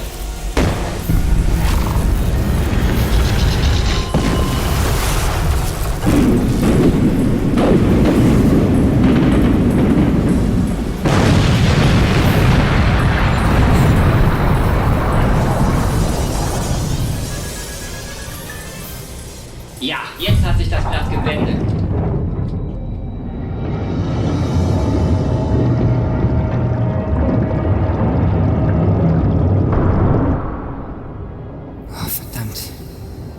muss dieses Duell beenden, bevor das Wrack uns in die Tiefe reißt.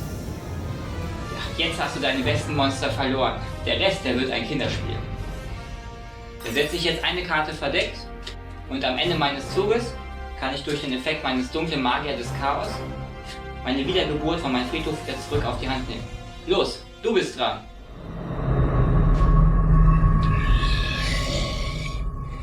Du hattest deine Chance. Jetzt ist es Zeit, dass du mit diesem Schiff untergehst.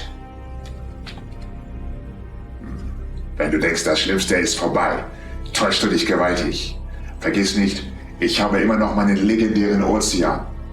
Da mein Feld leer ist, rufe ich nun meinen abgeworfenen Right-Hand Shark auf das Spielfeld zurück. Anschließend verbanne ich meinen Blattfisch von meinem Friedhof. Das erlaubt mir, 3 Fischmonster von meinem Friedhof ins Deck zu mischen und anschließend darf ich nochmal eine Karte ziehen.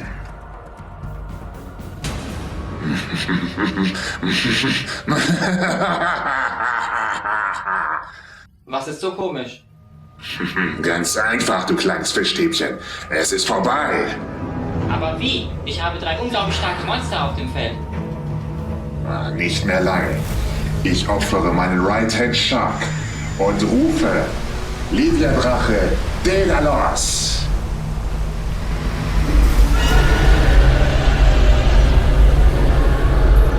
Nein. Es kommt noch schlimmer.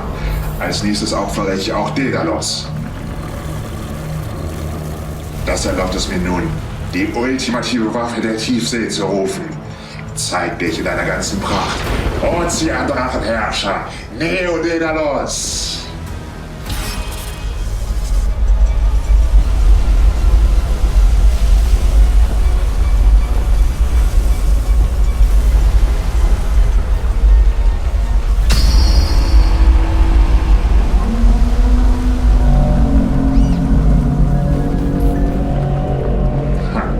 In seiner Gegenwart haben deine Monster nichts zu lachen.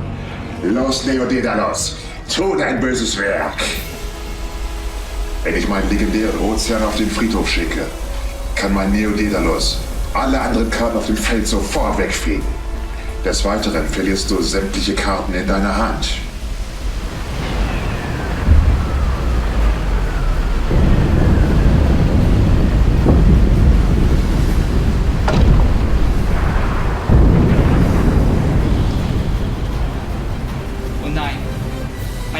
Meine Monster.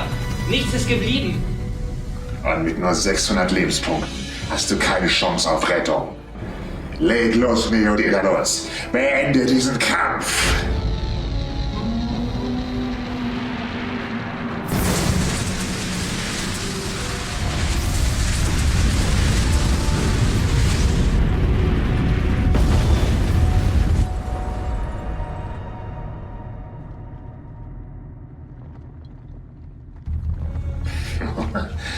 Endlich bist du erledigt, du kleine Nervensäge. Ach, wirklich? Was? Wie ist das möglich? Ich danke dir. Durch den Effekt von Neo Daedalus hast du Regenbogen-Kuribo von meiner Hand abgeworfen. Als dein Angriff losging, konnte er deinen Ozeandrachenherrscher für einen Zug blocken. So leicht wirst du mich nicht los. Die letzten verzweifelten Aktionen eines Mannes, der mit dem Rücken zur Wand steht. Na schön, dann mach deinen letzten Zug. Es spielt keine Rolle, was du jetzt ziehst. In der nächsten Runde wird alles vorbei sein. Das werden wir sehen. Ich aktiviere Tropf der Trägheit. Diese Karte erlaubt es mir, 5 Monster von meinem Friedhof wieder zurück ins Deck zu mischen. Und dann ziehe ich 2 Karten. Also gut, ich setze eine Karte verdeckt und beende mein Spielzug. Ist dir klar geworden, dass es nichts mehr gibt, was dich retten kann? Dann sollte ich dich wohl besser erlösen. Bis jetzt habe ich dich, freundlich wie ich bin, deine kleinen Spielchen spielen lassen. Aber jetzt wird es Zeit, dir zu zeigen, warum ich den seltenen Rang eines Schattenwächters trage. Ich beginne mit Richte Begräbnisbeigabe. Durch sie bereite ich einen weiteren Torpedoabschuss vor. Wenn ich diesen zusammen mit Grampus von meinem Friedhof verbanne, kann ich abermals 2 Karten ziehen. So, mein Freund, ich hatte meinen Spaß mit dir. Aber ich habe eine Mission zu erfüllen. Deshalb werfe ich dich jetzt endgültig den Haien vor. Pass auf! Zuerst aktiviere ich Seelenübernahme. Von nun an, jedes Mal, wenn Karten verbannt werden, erhalte ich für jede dieser Karten 500 Lebenspunkte zurück. Deshalb aktiviere ich einen zweiten Topf der Begierden. Das heißt, ich verbanne 10 weitere Karten meines Decks. Und ich ziehe dafür 2 Karten. Ich hoffe, du hast aufgepasst, Bursche. 10 Karten wurden verbannt. Das beschert mir einen Bonus von 5000 Lebenspunkten. Ein netter Anfang. Aber ich bin noch lange nicht fertig. Als nächstes verbanne ich Daedalus und meinen letzten Hammerhai von meinem Friedhof. Damit wurden die Bedingungen erfüllt, um Snopius aufzurufen, den Schatten der Gothi. Das bringt mir weitere 1000 Lebenspunkte. Dann spiele ich Moräne der Gier, verbanne Snopius und ziehe 2 weitere Karten. Und nein, das war nicht das letzte Mal. Doch zuerst, da er verbannt wurde, erhalte ich Snopius durch seinen Effekt zurück auf meine Hand, indem ich Mr. Sternenboy vom Friedhof verbanne. Zeit für eine weitere Moräne. Ich aktiviere meine 3. Moräne der Gier. Somit zeige ich erneut 2 Wassermonster aus meiner Hand vor, mische sie in mein Deck und ziehe abermals 3 neue Karten. Die Bedingungen sind nahezu erfüllt. Nur eine weitere Aktion ist notwendig. Und dafür sorgt mein eigener Topf der Trägheit. Somit werden 5 Monster von meinem Friedhof ins Deck zurückgemischt und ich ziehe, Überraschung, 2 Karten. Jetzt beginnt der wirkliche Kampf.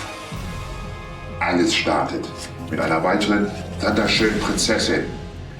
Genau wie vorhin verbanne ich sie, um einen Kreissegenhai zurückzuholen. Und genau wie zuvor bringt er einen Laternenhai mit. Die Exit-Beschwörung ist perfekt. Aber zuvor muss ich noch das hier aktivieren. Lifehack.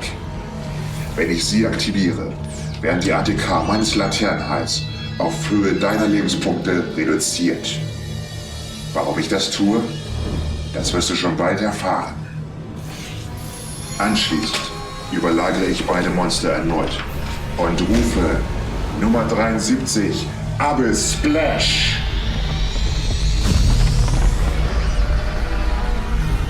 Denk an meine Worte. Diese Bestie wird dein Untergang sein. Denn Lifehack hat noch einen Friedhofseffekt. Wenn ich sie verbanne, wird die Power meines neuen Monsters diesmal meinen Lebenspunkten angepasst.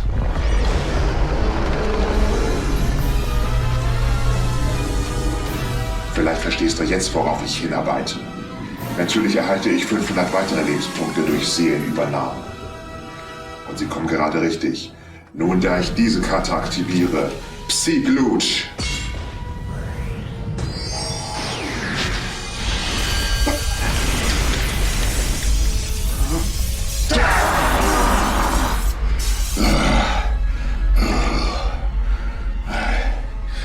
Zuerst gebe ich einen Großteil meiner Power ab. Den bekommt er für selbstverständlich mein Abyss-Spritzer. Das verdoppelt seine Angriffspunkte. Ein Ungeheuer der 7 Meere. Aber glaube ja nicht, dass du damit schon genug bedient bist. Ich mache mich nur warm für das wahre Duell gegen den Wächter Schmörkor. Bevor es aber soweit ist, sieh genau hin. Denn dies ist das letzte Monster, das du je sehen wirst. Wenn ich ein Exilmaterial von Abyss Splash abhänge, werden seine Angriffspunkte erneut verdoppelt.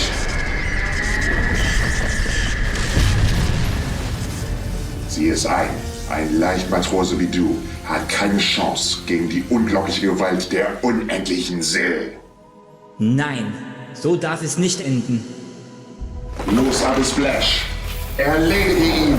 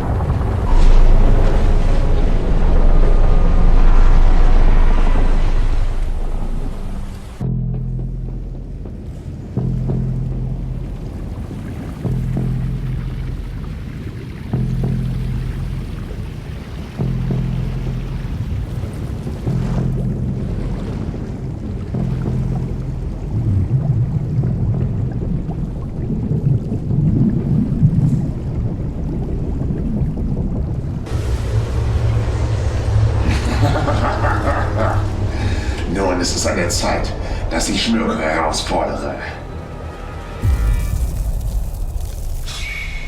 Unmöglich, wie kann das sein? Wie konntest du das überleben? Das Duell ist erst vorbei, wenn die letzte Karte gespielt ist. Ich habe meine Zurück an die Front aktiviert. Dadurch konnte ich meinen dunklen Magier von meinem Friedhof wieder zurückbeschwören. Und da ich eine Feinkarte aktiviert habe, darf ich ein weiteres Monster aufrufen. Ich rufe den Magier der dunklen Illusion.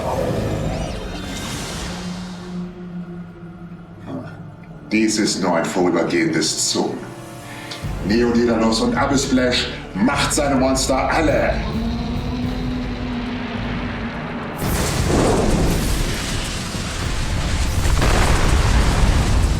Und schon wieder stehst du ohne jeglichen Schutz da. Du hast all deine besten Kreaturen bereits verbraucht und keine davon hat in irgendeiner Weise geholfen. Außerdem hast du keine Karte mehr in deiner Hand und dein Deck ist fast leer. Deine Situation ist aussichtslos. Gib doch einfach gleich auf.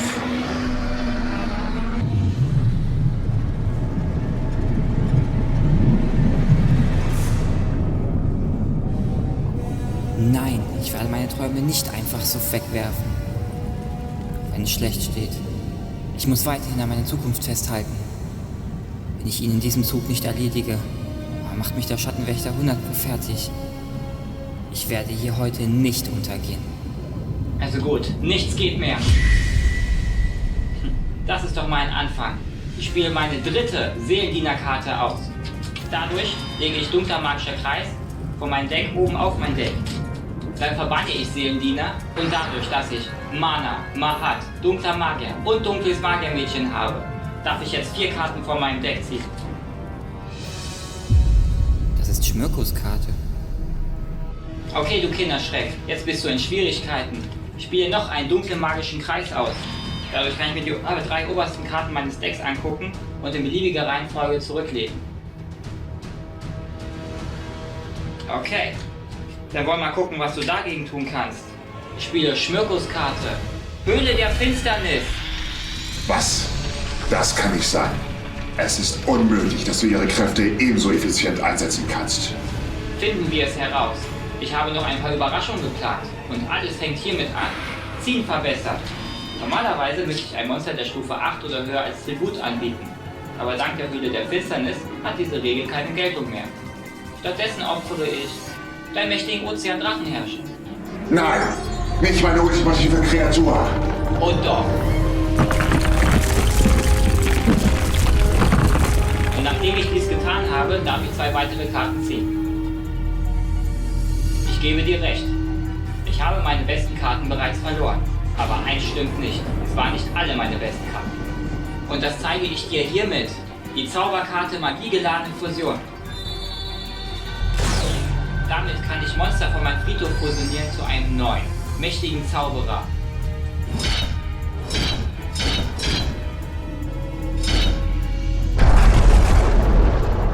Ja, du musst vom Piranha gebissen worden sein, um solche Aktionen durchzuführen. Dein ebenso törichter wie sinnloser Versuch, eine Verteidigung aufzubauen, hat mir einen netten Bonus an Lebenspunkten beschert. Und wofür riskierst du das Ganze? Los, meine Freunde, vereint eure Kräfte.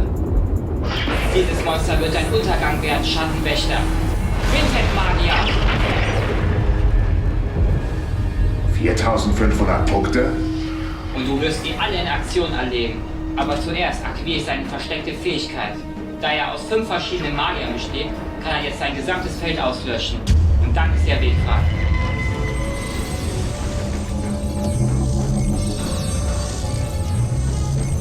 Ruf deinen übergroßen Koloss zurück. Er wird überhaupt nichts machen. Dank meiner verdeckten Karte verbotenes Kleid. Für die Dauer dieses Zuges kannst du meiner Bestie nichts anhaben. Denn trotz des mageren Verlustes von 600 Punkten kann Abyssplash weder durch Effekte gewählt, noch durch diese zerstört werden. Das macht ihn unbezwingbar.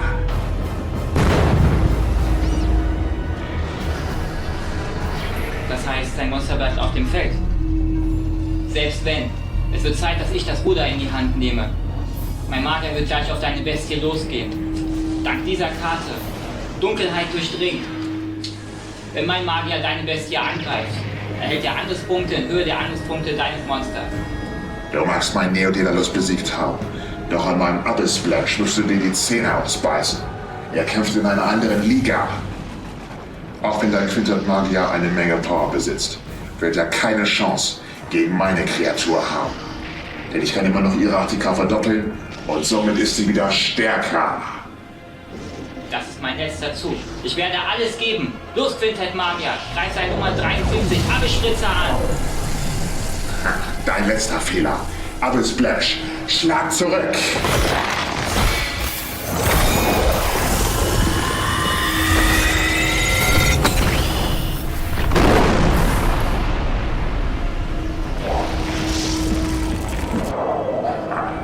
Treffer und verseckt. Nicht einmal dein Quintet-Magier konnte dich vor der Zerstörung schützen. Falsch.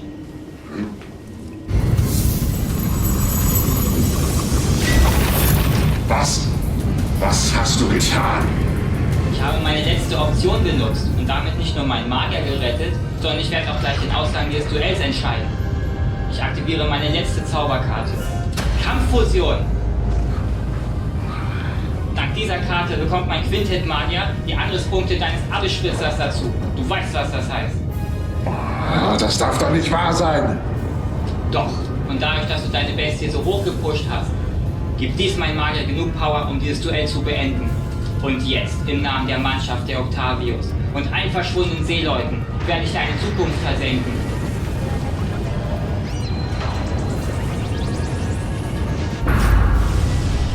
Quintett Magier, greif Nummer 73 Abyss-Spritze an und eliminiere den Schattenwächter!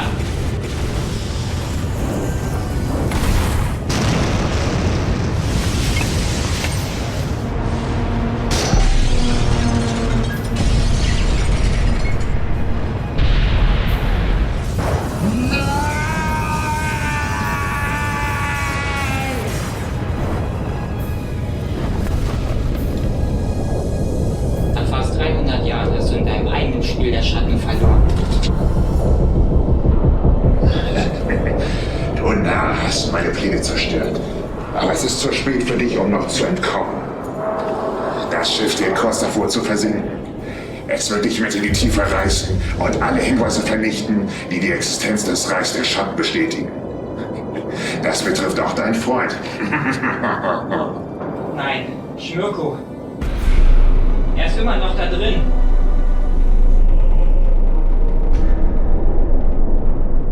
Wo ist er hin?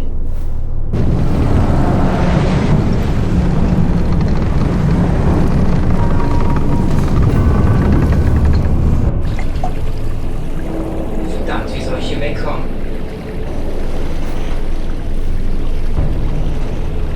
Komm schon, Bronzemedaille.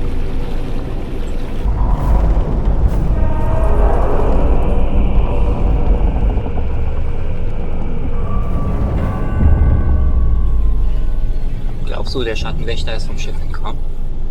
Unkraut vergeht nicht. Das dürfte auch auf ihn zutreffen. Wir müssen hier weg, bevor uns das Schiff mitzieht.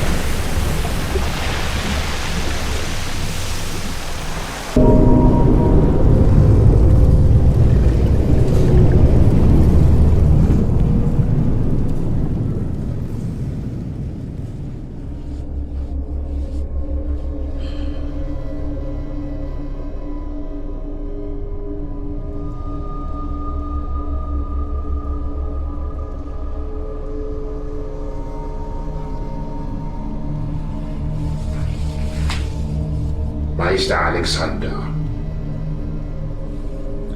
Wie ihr gesehen habt, ist dieser Kampf, obwohl er nicht den Erwartungen gemäß verlaufen ist, trotzdem mit Erfolg zu Ende gegangen. Die Octavius liegt auf dem Grund des Meeres und somit wissen weder Schmörker noch dieser Junge, wie sie das Reich der Schatten finden können. Mit dem Schiff ist auch gleichzeitig das letzte existierende Portal zu uns verschwunden. Aber das Wichtigste ist, wir wissen jetzt, wo sich Schmörko aufhält. Minden, amit ma tettél, az teljesen kudarc volt. Az volt a feladatod, hogy párbajozz Smirkóval és az árnyvilágba küld. Erre a barátjával párbajoztál és vesztettél. Ráadásul Smirko és a barátja megszöktek és megtudták, hogy az árnyvilág még mindig létezik. Most már bárkinek elmondhatják és figyelmeztethetik a világot. Mindezt te miattad. Ez nem volt a tervünk része. Nem hagysz nekem más választást. Szembesítenem kell téged. A forrással. Die Quelle? Doch nicht etwa die Quelle. A kudarc elfogadhatatlan. Itt az ideje, hogy szembesítselek a sorsoddal a mesterem előtt. Nein, ich bitte euch, tut es nicht. Ihr macht einen gewaltigen Fehler. Rendben van. Várjunk még egy percet. Mert ez a tökéletes pillanat. Der perfekte Moment wofür? Wovon sprecht ihr? Hogy bemutassam mesterem erejét a Jokeremnek. El a kezekkel tőlem, patkány. Miért nem csatlakozhatok hozzá? Baltazár. Az elmúlt évtizedben az egyik legkitartóbb ellenfél voltál. Ismered az Exodia erejét. Így nincs jogod. Fogoly maradsz! Úgy tűnik, még nem szóltak, de Exodia már nem létezik, mióta a Darkness legyőzte Tomás. Mephistót pedig Agaton is lehel. Nem számít. De ne aggódj, és nincs mitől félned. De ha fellázadnál ellenünk, akkor ugyanaz a sors vár rád, mint a barátunkra. Nein, nein.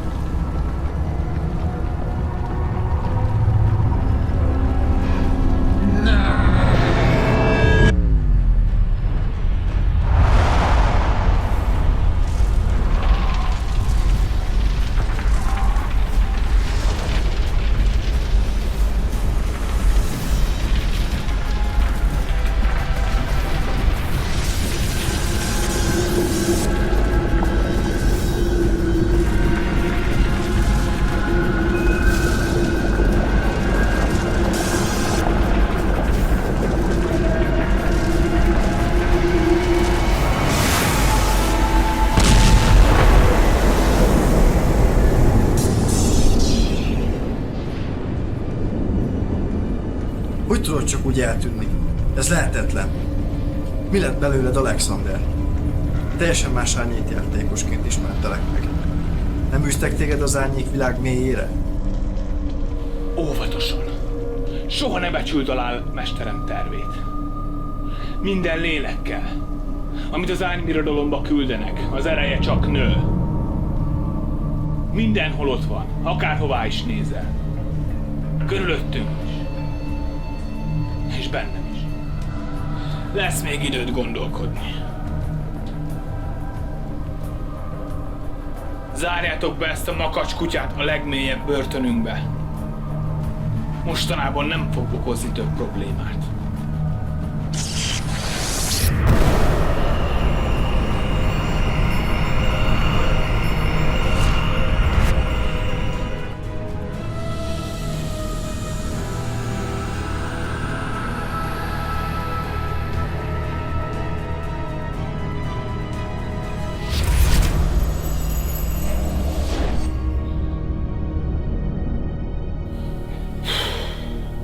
Mit tettem? Tina, Meldung erstatten. Mester?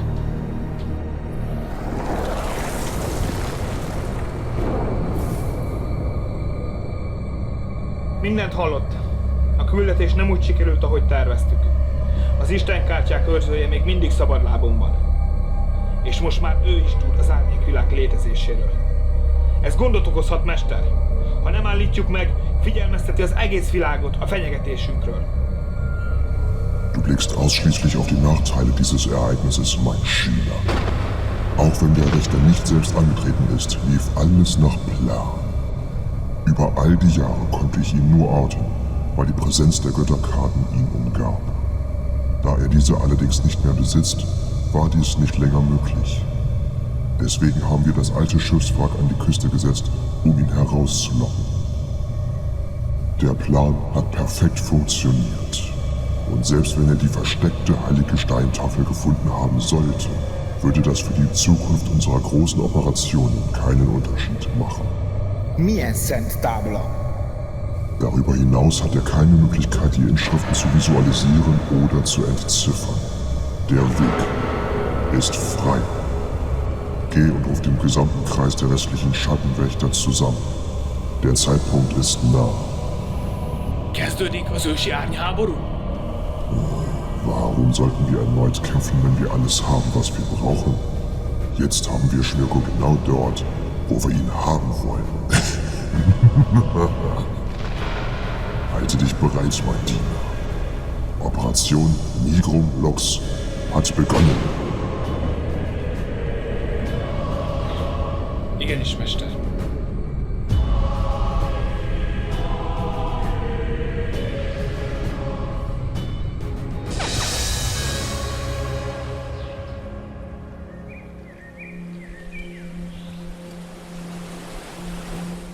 Dieser Schattenwächter hat also die letzten 250 Jahre bis heute das Portal auf der Octavius bewacht.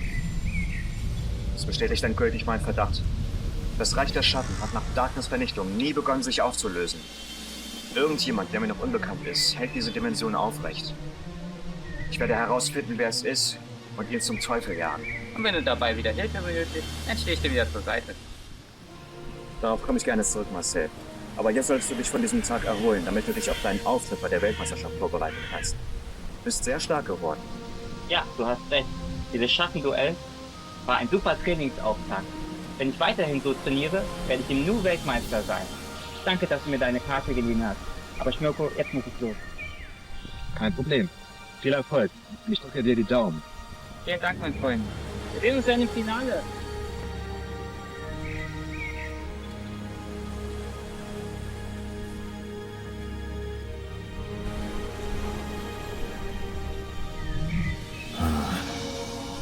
Die Octavius ist verschwunden.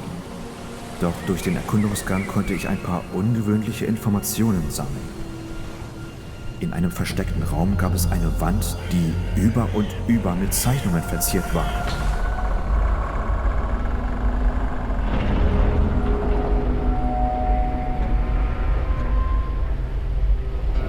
Dies sieht wie eine Art Prophezeiung aus. Laut diesen Symbolen wird es einen einmaligen Schattenkrieg geben, welcher am Ende die Absorbierung der gesamten Welt durch das Reich der Schatten zur Folge hat. Seit Jahrtausenden im Reich der Schatten wohl als besonders heiliges Ereignis bekannt. Der bedeutendste Schattenkrieg der Neuzeit.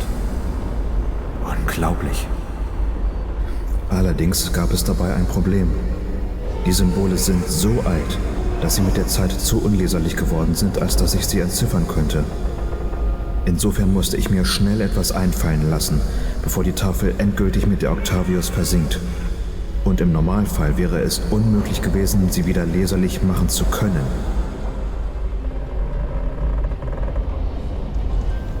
Glücklicherweise gab es eine Möglichkeit für mich, die Symbole wieder in ihren alten Zustand zurückzuversetzen. Ein Geschenk, das ich vor vielen Jahren von meinen Freunden erhalten habe. Mit Hilfe dieses Artefakts sah die Sache gleich ganz anders aus. Es war ein großes Risiko mit dem sinkenden Schiffsrumpf um mich herum. Aber indem ich einen Teil meiner geheimen heiligen Macht mit dem Artefakt verbunden habe, konnte die darin gespeicherte Energie die Symbole und die Farben der Hieroglyphen wieder kenntlich machen. Und durch meine weiten Reisen war es mir möglich, die Symbole gerade so entziffern zu können. Eine gefährliche Aktion mit ungewissem Ausgang. Leonidas und Abyssflash, macht seine Monster alle!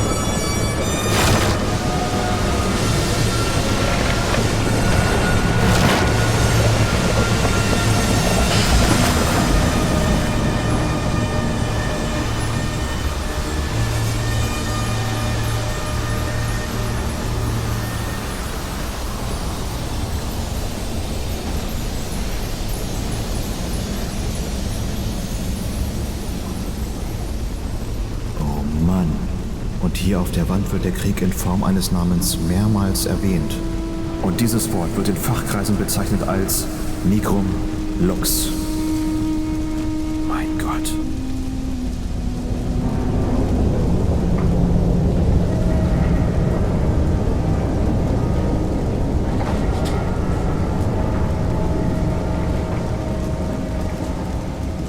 Das klingt nach der Prophezeiung, vor der Tuo-chan mich gewarnt hat. Ein Krieg schlimmer als bei der Schlacht 2009? Schlimmer als das Schattenturnier 2013? Und schlimmer als der Link-Krieg von Darkness? Kaum zu glauben. Das darf nicht geschehen. Und laut den Inschriften steht er kurz bevor. Aber leider steht nirgendwo geschrieben, wie dieser Krieg aussehen soll. Somit habe ich keine Ahnung, welches Ausmaß er haben wird und wie ich mich am besten darauf vorbereiten muss. Und auf was? Verdammt, das sieht nicht gut aus.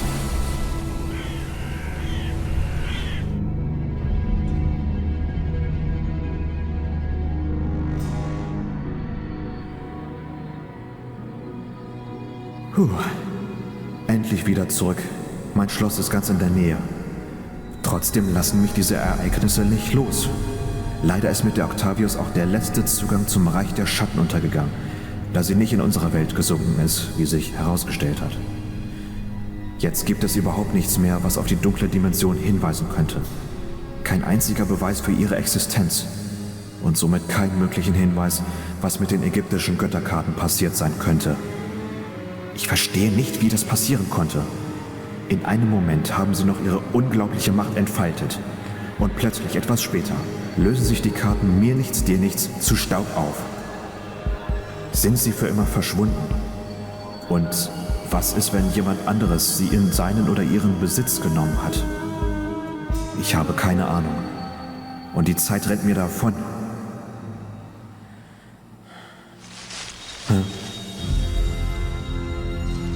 Hoffentlich nicht wieder ein Schattenlord. Das ist der denkbar ungünstigste Zeitpunkt. Hallo, wer ist da? Mark. Schmirko.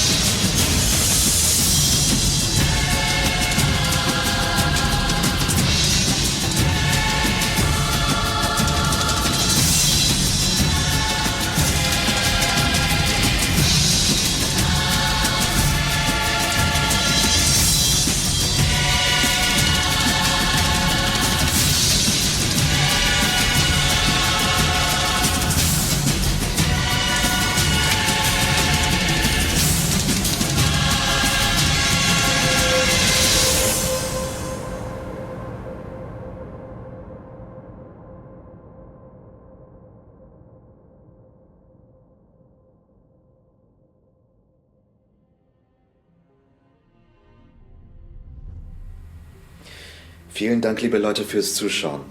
Ich hoffe, euch hat es genauso viel Spaß gemacht, wie es mir Spaß gemacht hat, das Ganze zu planen, zu produzieren und zu veröffentlichen. Und damit ist es offiziell. Das Reich der Schatten meldet sich zurück. Wer hätte es gedacht? Wie der Schattenwächter jetzt sagen würde, macht euch bereit, Landratten. Ich hoffe, ihr freut euch aufs Finale. Und da wir kurz vor der Weihnachtszeit stehen, wünsche ich euch frohe, friedliche und vor allem gesegnete Weihnachten. Und hier seht ihr jetzt einen kleinen Ausschnitt auf das, was euch im großen Finale erwartet. Viel Spaß!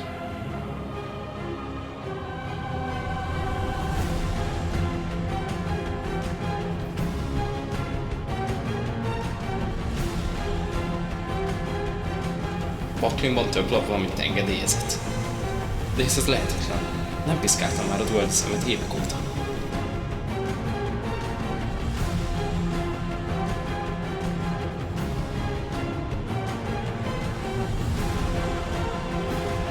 Figyelj, meg kell találnod, és el kell hagynod az országot, amilyen gyorsan csak tudjátok.